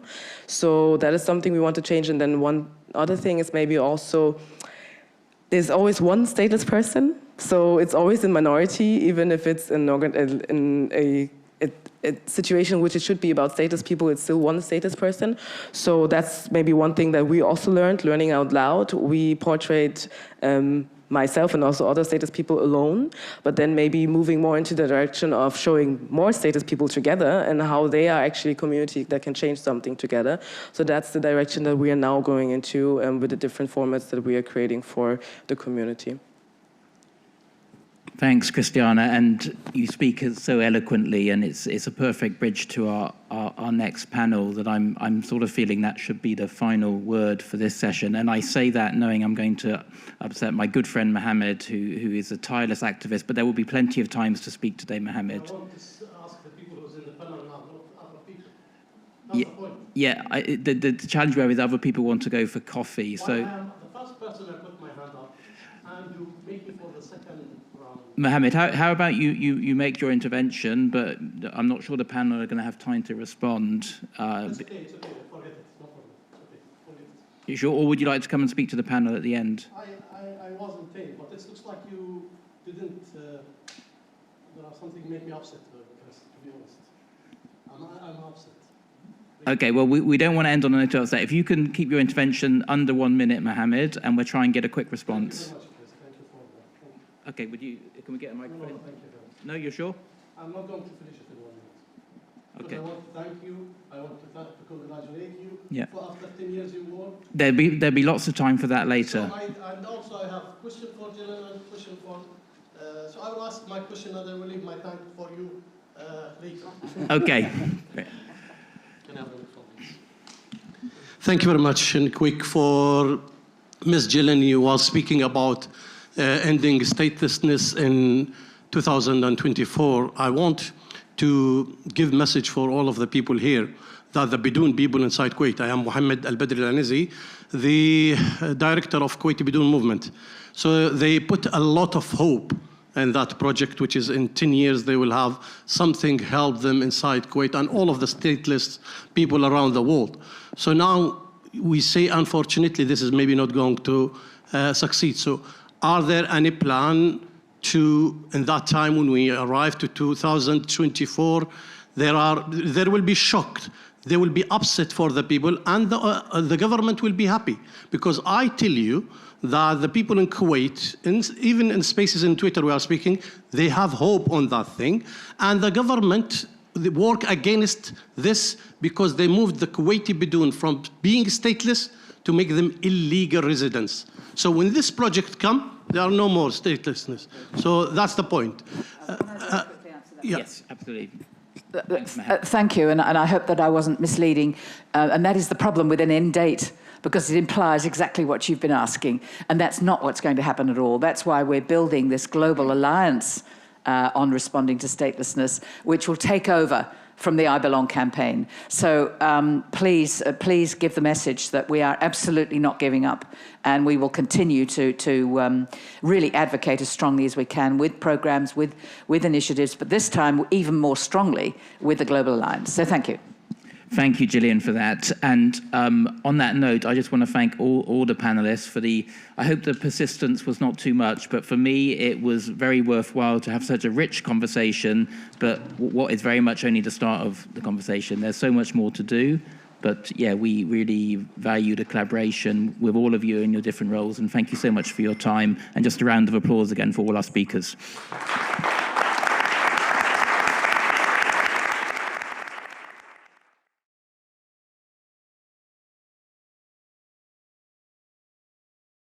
Okay, welcome to our second session of the day. It's a joy to be with you today.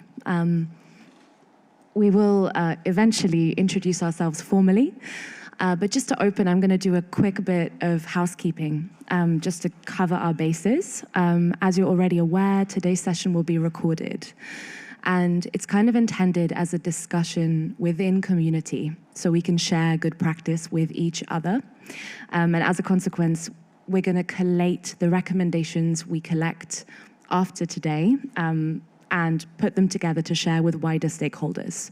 So that's another reason why today is recorded. And Lynn and I have some set questions to discuss with the panel, but as you may have noticed, we've added some chairs to the stage, and it's because you're invited to join us. So as much as possible, we really encourage you to be in conversation with us.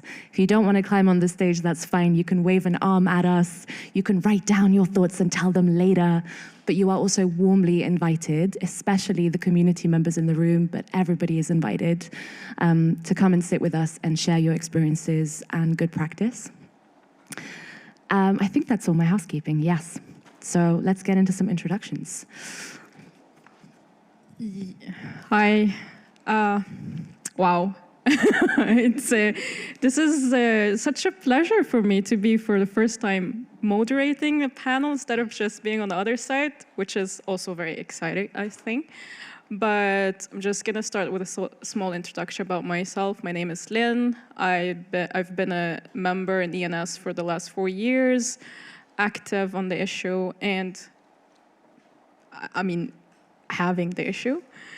And yeah, and I'm just very excited to be here today with those amazing people and just can't wait till they tell you more about themselves. So welcome, everybody. Maybe we can start with Sofia. Oh, yeah, she has one. Hi, everyone. My name is Sofia. I'm coming from Ukraine, and I'm leading a project on statelessness in Ukraine, on legal assistance to stateless population in Ukraine and I'm working on this topic for 5 years, and I'm really excited to talk to everyone here today in the panel. Thanks. Thank you. Hello, everyone. My name is Alexandra, and I'm here for 2 main reasons. One, because I am an individual member of the ENS since 2015. And on the other side of my personal experience, as I was born in Latvia, and just sometime after the independence of Latvia, became a holder of a non-citizen passport. And up until the age of 27, I did not acquire a nationality, which is the Spanish one, where I am currently based and working on migration, asylum, and statelessness. Hi, everyone. Good afternoon. I know it's been a long afternoon, but it's really great to see so many of you face-to-face for the first time since the lockdown, I think. My name is Siraz Al-Islam. I'm the youth director at the British Rohingya community. I am a Rohingya, and I was born in Bangladesh refugee camp, where I was both a refugee and a stateless person for 18 years. And then at the age of 8, I moved to the UK, and now I just completed my law degree, and I work on stateless issues with organizations like the ENS and others to forward my people's case and people who have gone through similar situations. So it's really, really great to see you finally. Hi, everyone. Thank you first for coming and for being here, for being interested in this case. My name is Omar Uthman, and I'm from Palestine. I live now in Brussels, and I'm the representative of the VUB University in Utopia program, and I guess some of you know about it. It's about diversity and inclusion. And I'm the founder of the Palestinian Youth League in Belgium, which has been fighting for the rights of the Palestinian asylum seekers in Belgium. And we managed actually to make a change, and I'm excited to talk about it later. Thank you. And hi, everybody. My name is Tamara Smith. I'm the Campaigns and Engagement Coordinator at ENS. I coordinate our Stateless Journeys campaign and work on our community engagement work with people impacted by statelessness across Europe. I'm incredibly excited that today is happening. I think I also just want to celebrate the commitment of everybody in this room to make space for these kinds of conversations. There's so often a tendency to sort of have this be a tick box or something that we sort of aspirationally say that we'll make space for, and it's very beautiful to me to see so many people prioritizing this. So to get us going, we're just going to briefly contextualize what we're speaking about today. As all of you know, today is the launch of the Stateless Journeys campaign, focused on the rights of stateless refugees in Europe. And that work is occurring at regional level and at national level in a range of European countries, and has involved really hard work from lots of people in this room and further afield, hopefully also watching live today. Today in the session, we thought we would take one of the recommendations of the campaign and speak about it in a little bit more detail. Beautifully, it's behind me in big letters. And it's essentially about how we ensure that the views of stateless people and communities, as well as civil society organizations, inform the development of law, policy, and practice solutions. And so in the lofty goal of 90 minutes, we would like to try and talk as much as possible about what does this look like in practice, and how, what are the elements that are important to people, especially the people in this room? Yeah, thank you. And I'm just so happy again to be here. And I just want to state that this is going to be a very non-formal conversation between community, people here on the stage, and also people in there. And I mean, we're on the same team, the same side, and this is where we're gonna start discussing how we can achieve this goal. What does it mean? What are the recommendations? What to do, the don'ts, and how to make it action and how to celebrate the action. Because we usually, I mean, especially on those times, it's so easy to get hopeless when seeing where the world is going, and it's so easy to highlight the things that are going wrong. But sometimes we're forgetting that there's a lot of work that's being done, great work by those people and by people in the crowd.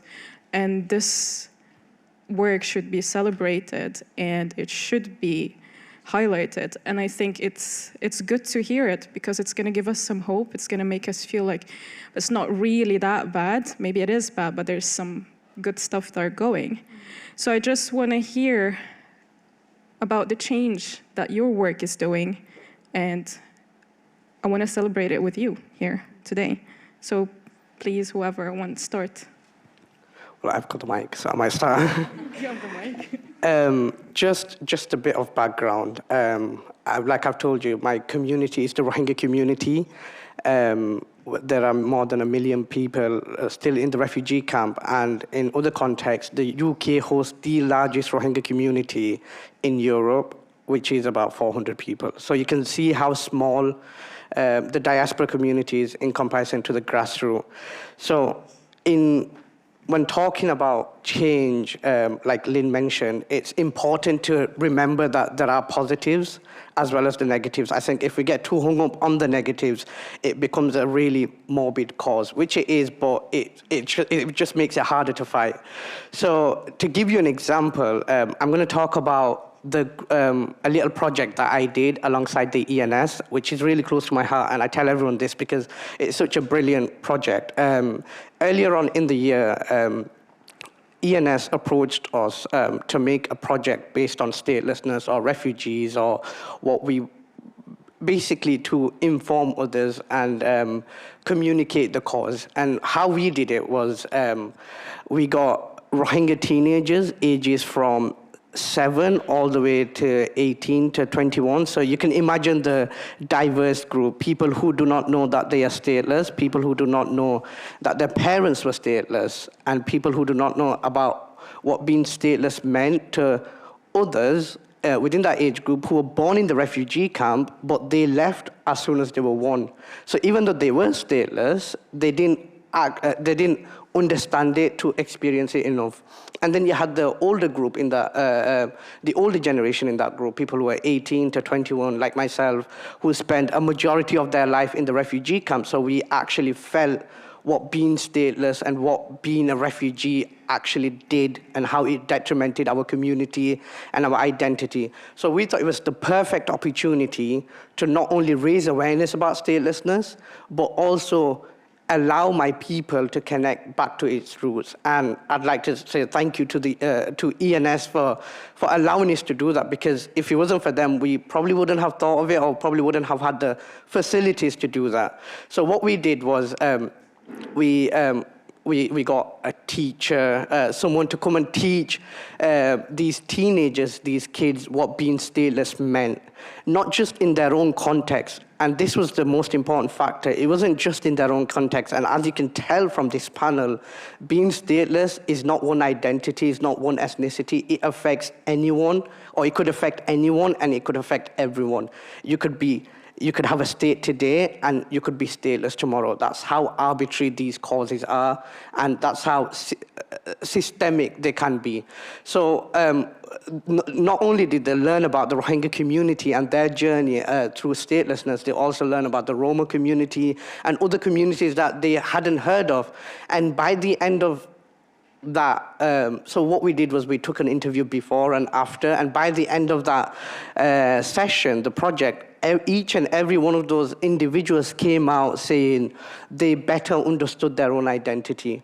Because to put that into context, since growing up, when I was in school, I used to tell, I think when I was in year 7, that's when you're 11, 12, in the British system, but I would tell people I'm a Rohingya, but that word was known to no one, virtually no one at that point in 2012.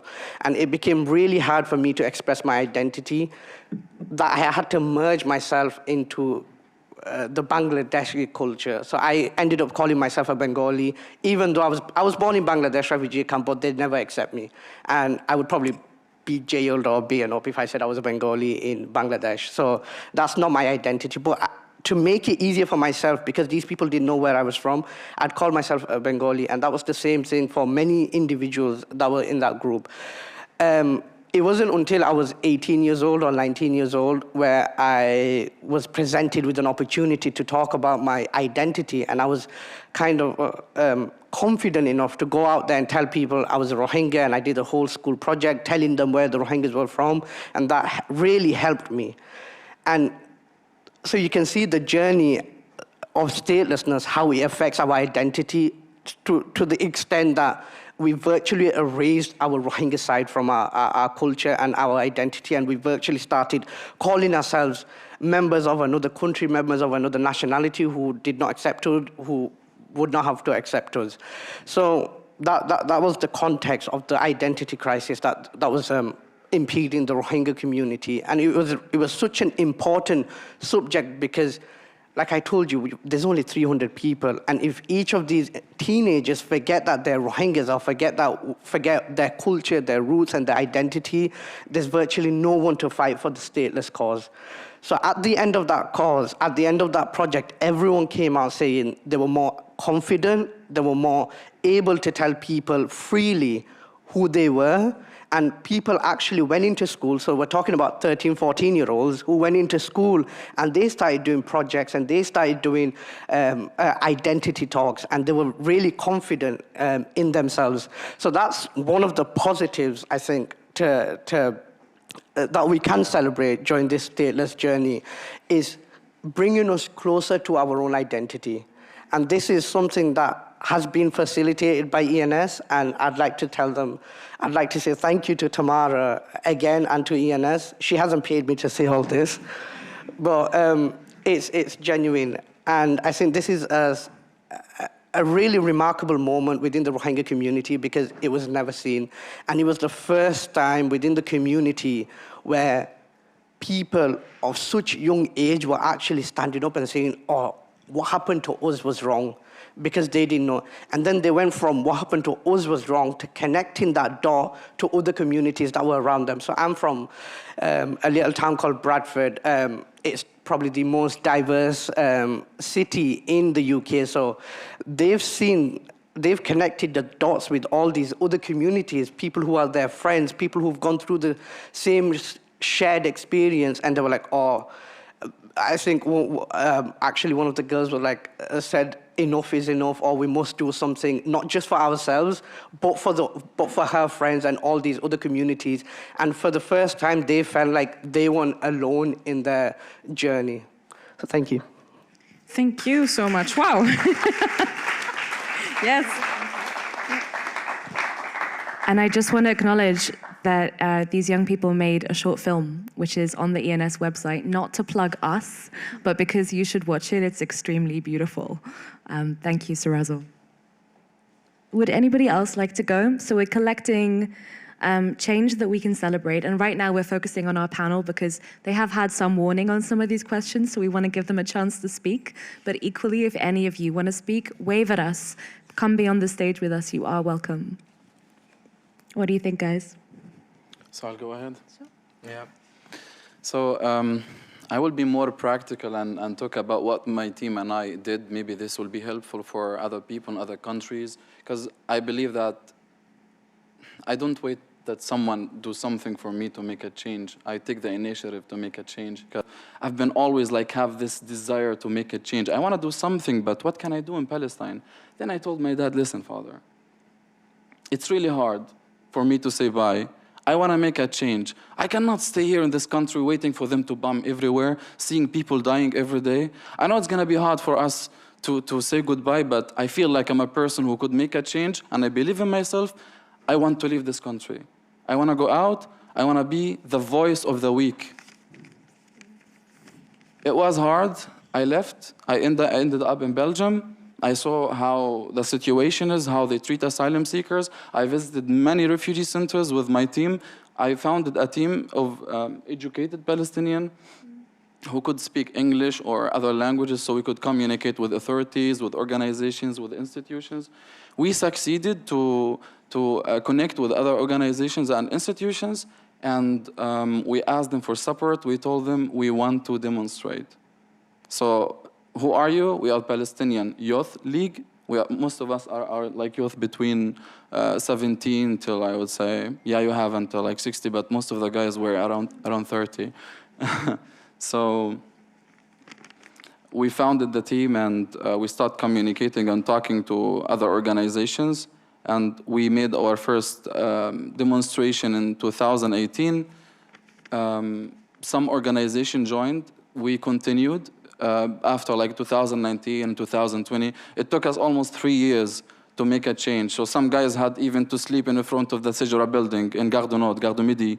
So they get something, but we waited until May 2021, where Israel bombed Gaza Strip heavily and killed many people, destroyed a lot of big buildings and Al Jazeera and some. They wanted just to make the world blind, so they don't see anything. This thing actually made us. It's actually hard to talk about that, but yeah, we have a friend here, you know, guys. We have a friend who lives in Belgium, and in May, 14 of his family members were bombed in the war. We decided after this to make a demonstration, and we asked an organization to give us a microphone. We invited every Palestinian that we know. We made a group on Facebook, and we told them, guys, what's happening is crazy. Leave your work, leave whatever you're doing, just come. It's time to make the change. We cannot stay like that. We are a human. We deserve equality. This country is the country that stands for democracy, equality, women's rights, LGBT community rights, blah, blah, blah. But it's not going to stop on us. We need a status that makes us feel that we add value to this community. I want to feel that I'm participating in, like everyone here, you do this job, you do this job. I also want to feel that I'm doing something. We went out, we spoke to the General Commissioner of the Sijra, and he wanted to have this conversation in person. I was the chosen guy to speak with him. I refused. I spoke with him on the microphone. People were sitting around, and we had that guy who lost his family. We told him, like, look, this guy lost 14 of his family members yesterday. If he was there, he would be 15. Give us our rights. We're not leaving. We're going to stay here. And after one day, we got a new decision from Sijra, and they started giving us the status. And I was recognized after 1 month of this event. I got my status as a refugee. Hundreds of Palestinians got that. And that was actually something that I'm super proud of. We really made the change. Many people said, you cannot make a change. They're not gonna listen to you. It's very hard. It's the government, it's the country. But no, we made the change. We believed in ourselves. We went out in the street and we asked for our rights. And that's why I'm saying that if you want the change, you should change yourself first. And you should believe that you could make it. And seek it for yourself. Don't wait others to make the change. No, start with yourself. I'm saying this, so, you know, the process took 3 years. It was very long, but with the audience, with your help, with the organizations who are sitting here, you could reduce this time. You know, we lost a lot of time, 6 years of my life, and there are others who are still waiting.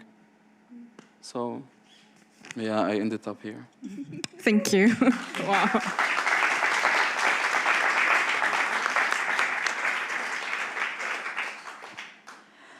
Well, thank you, and it's hard to speak about our work after those testimonies, your testimonies, and thank you so much, both of you, Sirazul and Omar, for sharing. I want to celebrate or explain the work we have been doing in Spain from the civil society organizations and how we have started to tackle this gap that was mentioned previously in the previous panel between stateless people, stateless refugees, stateless communities, those working on asylum, migration, and statelessness, and the political powers that have the final word and who can decide on those limitations that exist in the legal frameworks that are affecting the lives of stateless people. Kind of a year ago, I guess, we started discussing with some Spanish ENS members that were composed by individuals, by civil society organizations working mostly on asylum, but also on statelessness, and also organizations that are formed by stateless people who are representing stateless communities. And we sat together to first analyze the situation of stateless refugees in Spain, what was happening, what was lacking, how we should take action in that. And we did a comparison between the access to rights and protection by refugees in general, analyzing the legislation, the existing legislation, but also the practice, and the access to rights and protection by stateless refugees and those who ask for the recognition of their statelessness status. So we did first a mapping of the situation and also of communities that might be affected. Spain has a particular case. Some data was shared previously in the previous panel, but one of the most visible communities, or those who have a higher number of being recognized as stateless in Spain, are Sahrawi people. But in the data that was shared by the Ministry of Interior, we saw also other countries of origin or nationalities that sometimes are listed under nationality, even though that they don't have a nationality because they're stateless. So we tried also to map these communities in order to know who are we talking about and who we should talk with, because obviously there was a gap in the participation and the communication between stateless people and communities, civil society organizations, and political powers. So through the analysis, we came up with the need of doing a local stateless journeys campaign in Spain, and to list recommendations that should be taken to give a comprehensive answer to the situation in order to eliminate those differences, at least with those who are seeking asylum, refugees who do have a nationality with those who do not have a nationality, because those differences were very obvious. And there were easily to be resolved. So we came up with a policy briefing with a list of recommendations to take political action and legal action in order to address these differences and to resolve and to grant protection and the access to their full rights to stateless refugees in Spain. This work that we have done has come along with something that we considered very important, which is community engagement. So in the mapping of communities, we also started contacting those communities in order to inform them about our work, to have their feedback, to include them in the whole process, and to inform them also about what can be changed and what actual rights are not being granted, because many are not aware also about what is lacking or what other groups do have access to and they do not. So within this community engagement, we have also identified individual persons, stateless refugees who wanted to share their experience and speak about not only the problems that they face that might have been resolved by introducing those legal and political changes, but speak about their experience freely. So Christiana was speaking in the previous panel about the need of this change of the image of stateless refugees and stateless persons. So in the interviews that we have had with the persons participating who were sharing their stories, we had no script. There were no questions to be asked. So we wanted the persons to be free to speak about whatever they considered as important or as necessary. So to share just their story and the parts that they believe that should be heard by others, and those that could also other people see reflected themselves in these stories, because some communities are organized and they have resources in order to understand which procedure they have to apply to or where they have to go, which office they have to go. But many feel alone or can feel alone and do not know any civil society organizations or any other people or communities that they can approach. So as a result, we have these political recommendations. We have also the testimonies of persons who speak about the needs, but also about the opportunities. And what we have done in Spain is something that can be also done in other countries. And this is just a first step in order to try to close this gap between civil society organizations and stateless refugees and the political powers. And we are looking forward to working and taking more steps in order to eliminate this gap and have a complete participation of stateless refugees, people and communities in the civil society and in the political area. Now, I don't want to cut you off, Sophia, but I just wanted to briefly come in.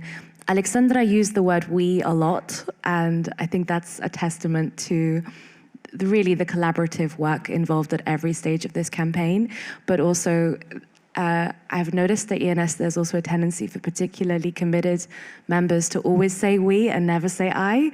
And I just want to acknowledge that Alexandra has led on a lot of our community engagement work in Spain and has developed some really interesting and groundbreaking best practice around emotional literacy in how to speak to people about their experiences in a way that relates back to law and has pragmatic implications for what we can fight for, but is also extremely respectful. And that was worthy of just affirming. Over to you, Sophia, and welcome, Alexis.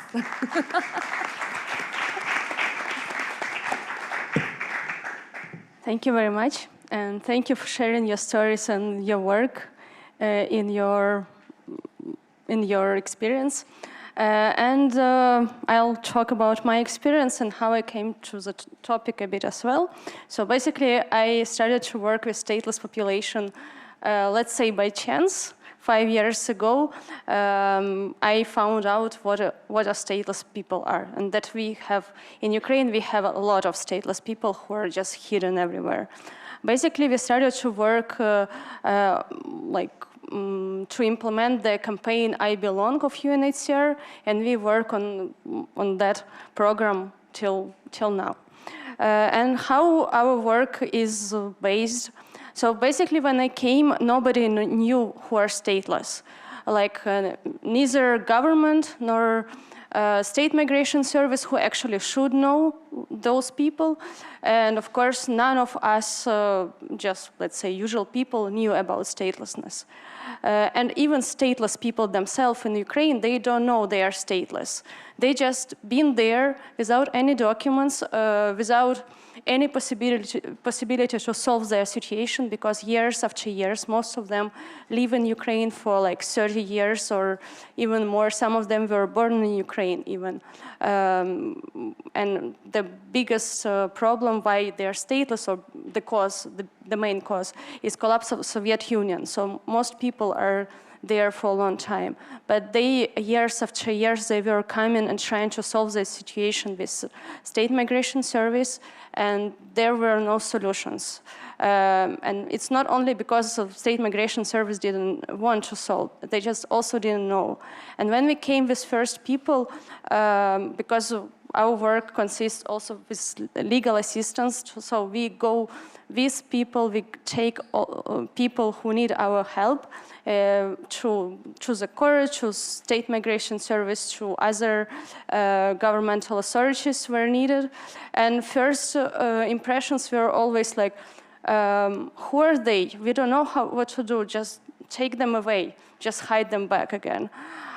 So we had a lot of, we wrote and we also filmed some stories of stateless population, of stateless people themselves, individuals, who lived their life for many years, or who were born already on the territory of Ukraine after collapse of Soviet Union, who had own dreams. We filmed them, we wrote their stories, we had some round tables, seminars, trainings to raise awareness, first of all, among public authorities, among local municipalities who actually know there are people existing in their villages who do not have any documents, but who don't know where to go with them.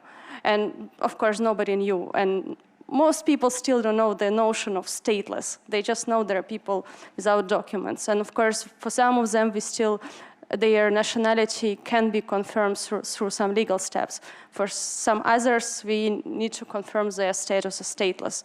Luckily, since last year, with work of our organization, with UNHCR, with also participation of state migration service, we finally have statelessness determination procedure. But still, most people, when they come to us, stateless people, they don't say, I'm stateless, help us. They just come and say, I don't have documents, or I have still my USSR passport, or my parents have USSR passports, but I don't communicate with them for a long time, but I want documents because I want to work or I want to study. And so the explanation usually is very simple. And yeah, so basically we take each individual case and we work with people, understand their status or their situation to them as well, and then taking them and trying to solve each case individually. Also, we work on advocacy activities, and I think it's very good tool or very good experience as well to work not only separately, there is a law and we want to change it, but we take the situations from the ground, from the practice, because sometimes we have very good laws which do not work at all, or work not very good, let's say. So we take this practice and take it through the on national level again. Or we know that some law is not working, but nobody knows how it actually affects people. So based on our work with people and based on the practice we see, we explain why those laws or why some norms, articles do not work. Which was very good to understand actually why. So that was our work. We just work with people. Based on the work with people, we have some advocacy activities before government. But actually it's true. Only after we had a start of the participatory research project with ENS in March 2020, I guess, or September 2020, it doesn't matter, actually. I realized why it's actually important to have people participate in decision making. So even if we had that experience. So basically, with this project itself, it was additional project where we realized there are stateless refugees as well in Ukraine, because mostly we worked with in-situ people, and we had a separate project on refugees or asylum seekers in our organization. But the INS project combined to those projects, and we together, both of our teams worked on to understand how to tackle situations when this stateless person or child is stateless because his or her parents are refugees or asylum seekers, mostly in Ukraine. They don't get much status of refugees. And it was a very interesting experience when we had focus groups engaging. We had 5 families chosen whose children have statelessness issues. And we had focus groups with those parents because children were very young, like 2-3 years old. And it was nice to hear that people, first they understand that some other people also had the same issues. For them, it's like, wow, I'm not alone. There are some people who has the same problems. And also they could create, okay, it's not community, but they could find somebody they can talk to and discuss the problems. And of course, a lot of them have education of those parents, and they could also advise us how to better, I don't know, make an event or raise awareness about the topic. They had own ideas. And it's very also inspiring to us to know that people can participate and it's meaningful to them. And then actually we can empower them and to take their voices further. Yeah, I guess that's the main points. Thank you so much.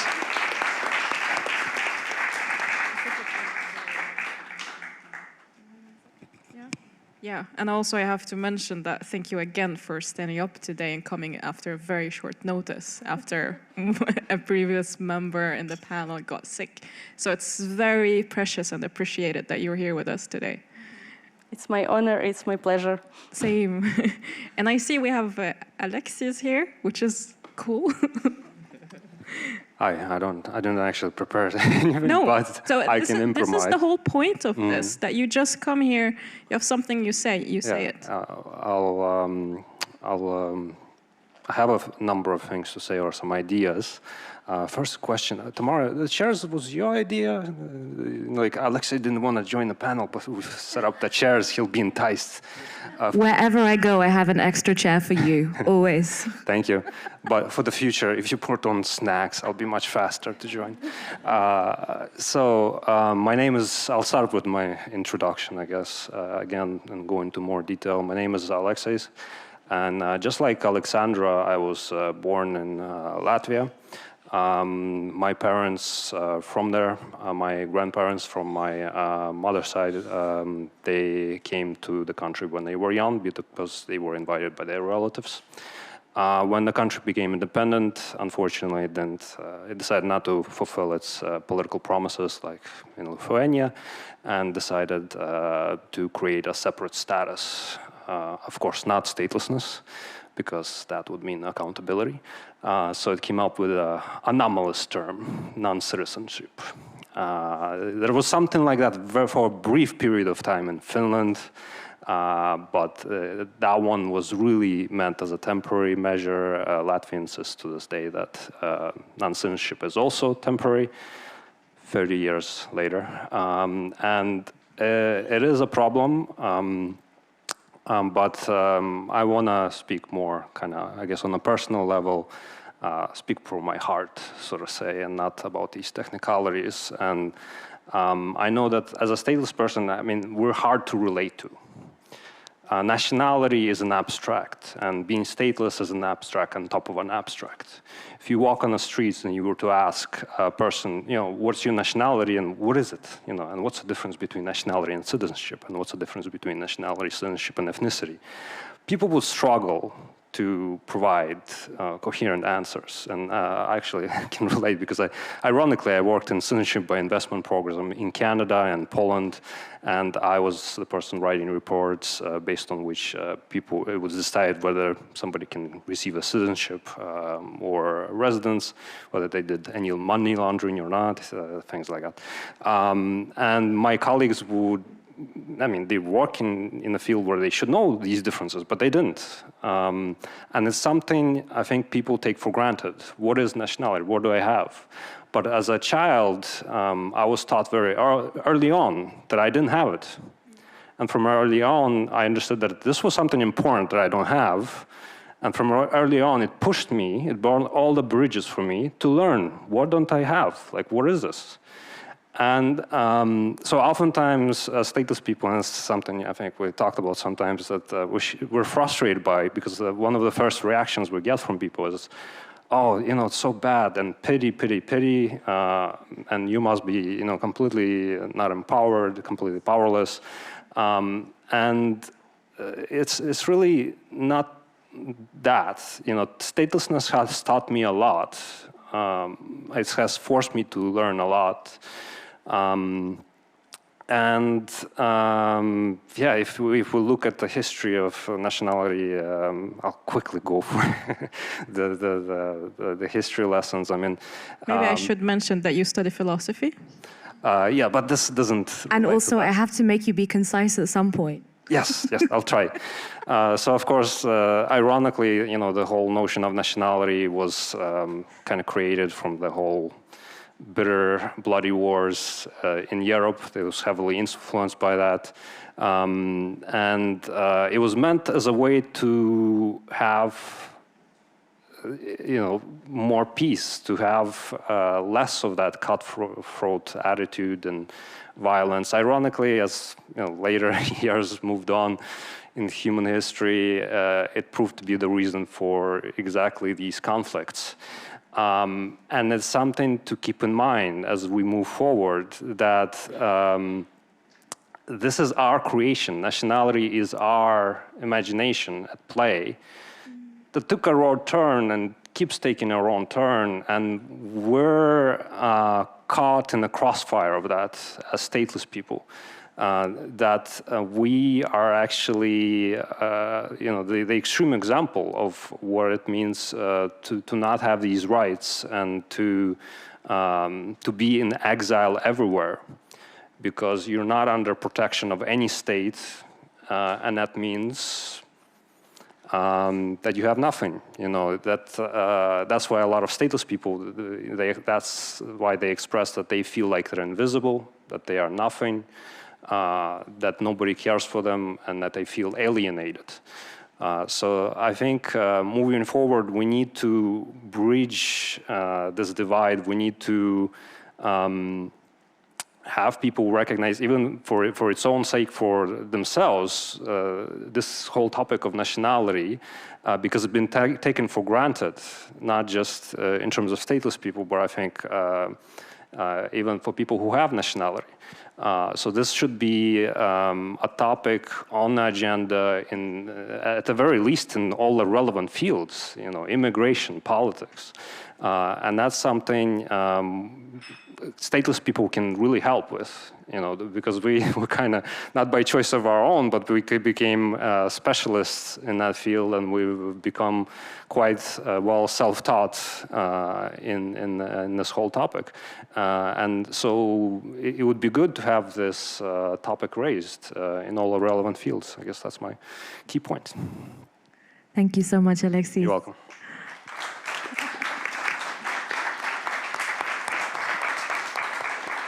Now, we were always going to have a problem with time. When we had introductory conversations about this panel, every single panelist talked for 2 hours, and we have 90 minutes today. So realistically, this was always going to happen. I do want to take a moment to check if anybody has anything they want to add. You can do the brave thing that Alexei did of traveling to the stage, which I imagine feels very far as soon as you stood up.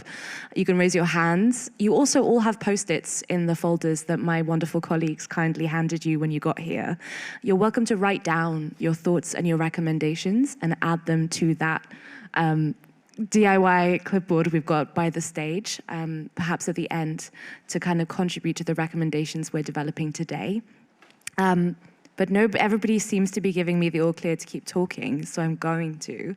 I kind of, I'm really grateful that we've taken some time for celebration, and I think Alexis, you've nicely brought us into some critical thinking, which is important for us to get to. I'd like to combine 2 questions, really. One question is, what needs to get better? But in general, as a really big question, what needs to get better in community engagement with stateless communities? What needs to get better in collaboration between civil society and stateless communities, and that work connecting to governments? I've got that question, and then just to throw it in the mix, because I'm gonna encourage concision so we get through everything today. I also want to talk about, in the intersection of the stateless refugee experience, in the experience of the panel and everybody else in the room, what often gets missed, particularly by civil society, but also wider? Anyone want to go? Thank you, and the panel's been wonderful so far, and I won't take too much of your time, but just to answer this question, it's a loaded question, so I'll answer it in 2 parts. In the intersection of stateless refugee experience, what is missed by civil society, and I'd like to start off by giving you a little anecdote. I was talking to Gillian and Chris outside, trying to socialize, I guess, and make some new contacts. But since I'm a law student, the first thing that just attracted me to the panel was Gillian's position and the way she spoke. She's the Assistant Commissioner for Protection, and the important thing about that, in my experience, was the UNHCR bit, because the UNHCR is such a big thing for us as refugees, as Rohingyas. And I was telling them, when I was younger, when I was in the refugee camp, and if anyone from the outside world came in, particularly it used to be the UNHCR before a lot of the NGOs came. NGOs started coming late 2015, 17. But before that, when I was in the refugee camp, it was mostly UNHCR. And that's all we'd ever see, that UNHCR logo. So whenever people from the UNHCR came, and there were outside people, we would all gather them and hurdle around them with the hope that either they've come up with a solution, either they've come up with a good news, or they've come up with something that would bring back our hope or reignite our hope to go back home and no longer be stateless people. And it's such a childish wish, I guess, because at that time I didn't know how bureaucracy worked and how complicated the world is. But it was that moment, and listening to Gillian just brought back that entire memory. The Rohingya people hoping that the UNHCR did something, or every time they came and they did something. And to go from that to seeing someone and speaking to them on this panel is such a big achievement for us. So to go back to the question, what is missed by civil society? And this might seem a little arbitrary because I'm here speaking, but the fact is direct access.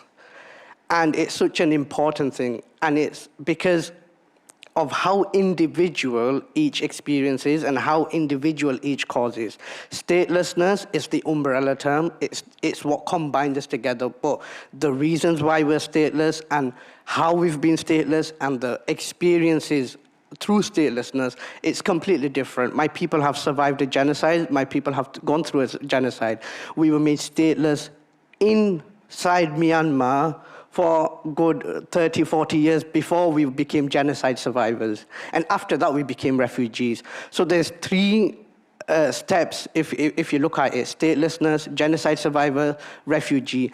And I think what usually gets forgotten by civil society is how individual these experiences are. We tend to group them together into one umbrella term of statelessness and try to fight it through there.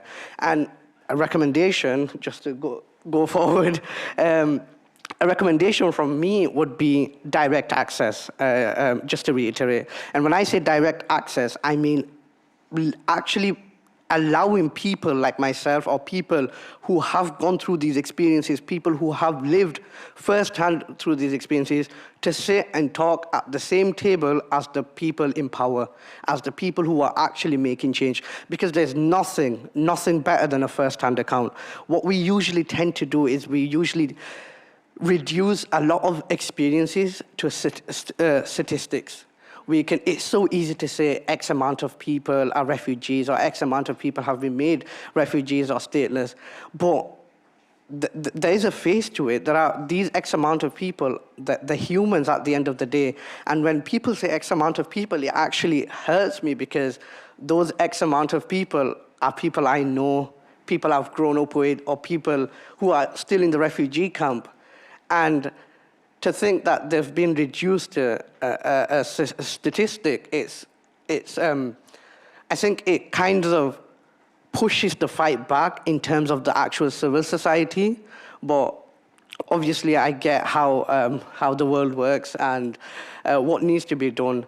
But just to reiterate again, a recommendation is we love working as a stateless person or as a former stateless person or someone representing the Rohingya community.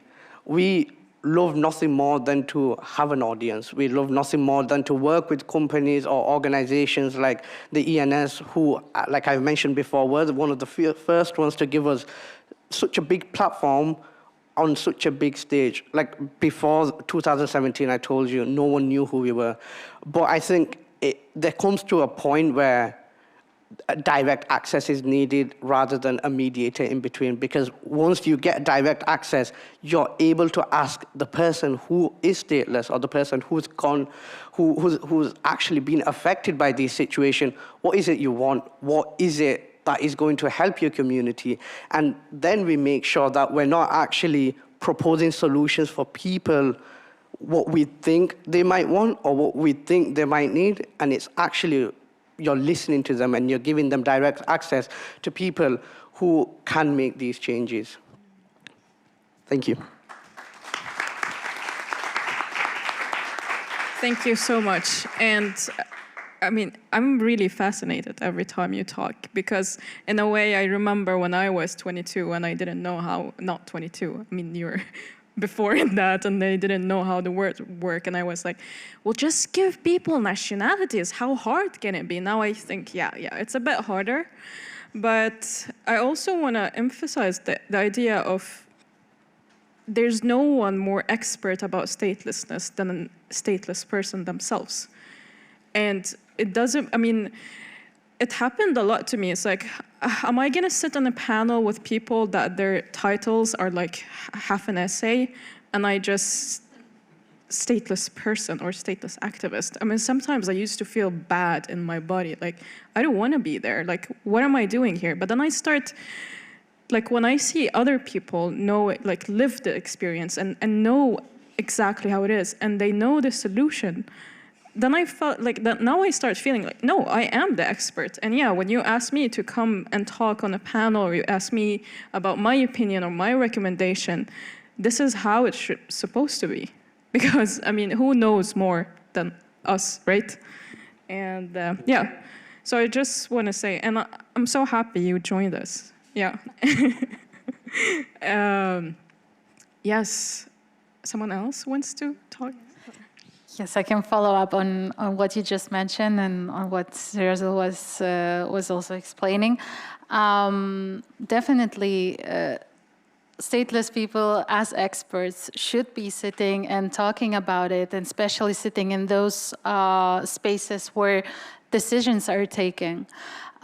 But what should not happen is that stateless people have to explain to the administration responsible for the identification or the recognition of stateless people, especially in the context of forced migration, to explain them how they have to proceed. And this is something that Alexei was mentioning, that his colleagues knew less than they should when working in those administrations, and this is something that happens on a daily basis. And not because stateless persons should not know their rights. Obviously they should, and they should be informed about what they're entitled to and what they have to claim. But because the administration, who is there to assess, to accompany people who need to resolve their situation, they need to have the tools. And that is why training is something that is very important. And that is one of our main recommendations, as to train the involved administrations, those working on migration, on asylum, on the borders, and also civil society organizations, so that those who assist people who might be at risk or who are stateless can properly help them to access the rights and the protection, or direct them to an organization that is specialized in assessing stateless people, and also to get them in touch with communities, and so be also part of a network. And not having this training, not having this information does not only limit the administration to work efficiently, but sometimes it's the other way around. It turns also the stateless person into feeling as a burden, as something annoying to the administration. And this is something that many people have shared, that in Spain, particularly in the office, and especially in smaller cities where maybe not so many stateless people come and ask for asylum, many have heard the phrase, oh, the stateless person is coming again. And this is something that needs to be eliminated. So it cannot be that the administration responsible for identifying, for protecting stateless people feels like, oh no, this is going to be hard work for me, and this person is coming again asking about their unknown status and their no nationality, and my system does not even have like an option to identify this person in there. So it's going to take me longer work, and I don't know what to tell this person. So this is something that needs to be addressed, and this is something that is actually easily to be resolved, because this is training that needs to be given to those involved administrations, at least the basics about statelessness, so that they can be properly identified and assisted. And just to come in there, I think listening to you, what I'm also remembering, and I've watched this happen in our work in the Spain coalition of the campaign, but also in a lot of the other campaign countries, when in conversation with members and partner organizations about community engagement, is I've been watching this commitment and willingness for things to be messy in order to work with community. And I'm not saying messy as a sort of negative word, but I think I want to highlight the unpredictability. When organizations choose to work with community, processes have to change. Ways of working have to adapt, and they inevitably become richer. But over and over again, I've witnessed this commitment to, okay, we're going to learn to do things differently in ways we don't see coming, and that being so important. Now, Alexei, I want to give you a chance to speak, but you've got about 2 minutes. Is that all right? Sure. All right. Make it quick. So also building on what Lynn said and reflecting from own experience as well as some other stateless people's experience, I can't express, it's just so hard to express how the frustration, the quiet frustration of having to read an article, of a very well-respected specialist on statelessness, or even interviewing this person, and noticing the simple mistakes they make, for example, in their line of work. It really shows when the specialist, when the person who should know better, is not connected to the affected community. So statelessness, from the perspective of the stateless, oftentimes feels like a topic where we're outside looking in. This is a subject that's being decided for us by somebody else, and that we're not involved. Well, that doesn't make sense, and it also doesn't make sense for for these people who are specialists in statelessness, because their line of work, the quality of work is just not good enough, and it's a constant frustration to this day. So this is something that needs to be really done better, and so it's more like we're not asking for help; we're asking to help us help you improve your quality of work. So it's and that's where I think there's a lot of confusion. So the first reaction we get is like of pity and like that, as if we want some sort of help or resources and things like that. It's really to be part of the process, to be part of this topic of statelessness, because we are by fact part of it, but for some reason, we're just objects of discussion as opposed to being actual participants of it. Exactly. It's not about working on, like when you read research, for example, it's like this research was made on stateless people, but like stateless people, in a way, it shouldn't be on anymore. It should be like this whole standpoint, that it's not about giving the voice to the voiceless or like making the invisible seen. I think this whole attitude, I think it's time for it to come to an end. And this also about, Alexandra, what you said, I think where training comes very important, not only with the civil society, I think it also comes when with officials and migration people, like, I think a lot of people were left in this limbo when it comes to their asylum and their statelessness because of just lack of knowledge, that it might be like a very simple, easy fix for them to actually get their being recognized. But it's like, like when I get an officer tell me about, well, get a passport then. I was like, what part of being stateless you don't understand? I just can't get a passport. So imagine, the emotional frustration, but also it's like, am I been waiting 8 years in this country for someone to come and tell me to get a passport? Did I miss that? So it's like, it is ironic, but I think it's, don't work on us, work with us. I think that's how we can make some change.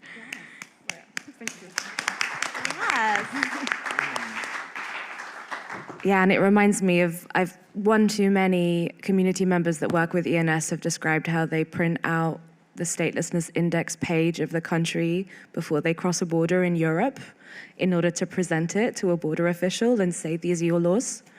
And that should be happening. Okay, we are at time, and it is my turn to give you a to-do list.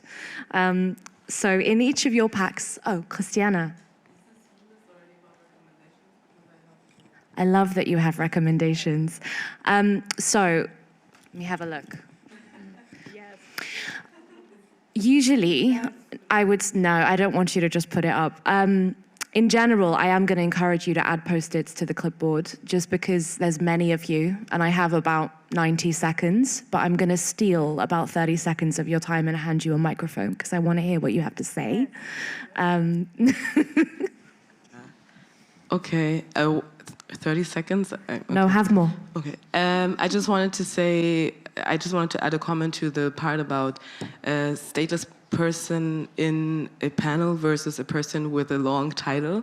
And I think one thing that we are probably all guilty of, because I also feel so much what you said about looking up to UNHCR, I think all of us did. So that's completely normal. And I think one thing that we are all guilty of is understanding a title is more important in comparison to the experience. And I think we shouldn't even compare it that way, but maybe also stop looking at the stateless person who is in the panel as only somebody who's lacking something, but also at the things that a person has survived to even be in this panel, because those titles explain whatever status and level you have reached in a career, but then there is a certain level you have reached as an individual having to go through statelessness. So I was just thinking one recommendation for all of us, and I'm guilty of that as well because I'm stateless, and I still have this in me, like looking up to a person who has a very long title and then thinking, okay, but what about the other person? Ooh, that's the person who's lacking something, but that person has survived a lot.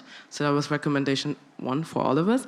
And then the second one, to add to direct access, I was actually thinking it should be one step further, because only listening, I was just thinking about, and I don't know the numbers, but the diversity of experiences within those organizations, because all of that bureaucracy and structures and process, I love structure and process, but then again, I was just wondering how many stateless or formerly stateless people actually work at those organizations? How many work at UNHCR? Would they maybe find ways in which you can shape bureaucracy in a way that it's actually effective and valuable to the problem we are trying to solve? So maybe that's also something, because I think if we look at women's rights, we're way past a level in which it's just male CEOs listening to females, but it's about making sure that there's a female CEO, and that was maybe one more thing. So not only direct access, but actually diversity within the organization.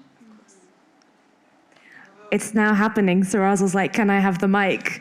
I've lost all power, everybody. We're going to try and take like 60 more seconds. I do have a thing to say to you. It is just another recommendation. Since we're critiquing civil societies, I might as well add on to it. It's just to add on to Christina's points and what everyone else said. It's just a simple recommendation. Don't listen to us for the sake of listening. Actually listen to us to do something. And to do that, I'll just give you a simple example. So I've been doing public speaking or speaking on panels since I was like 15. So it's been like 6-7 years. But it's not up until recently, when ENS changed it, that people were giving me a title and they were giving me a topic and they were like, just say whatever you want. Say whatever is relevant to that. Until tomorrow, I think you changed it, or rather ENS changed it, and she actually asked us, what is it that you're actually comfortable with speaking? So that changes from just tell us and we listen for the sake of listening to what exactly is it that we can do to change? What exactly are your recommendations to change? When inviting people with such experiences, I think it's quite avoidable thing to do, because you're just taking away their experiences when you're handing them a title, when you're handing them a topic, rather than letting them speak from their experience about what you want. And yeah, that's it. I'm all up for praises for ENS today. And it's not because they've helped me tick off Belgium from my bucket list. But we would like to sponsor him in all his future endeavors.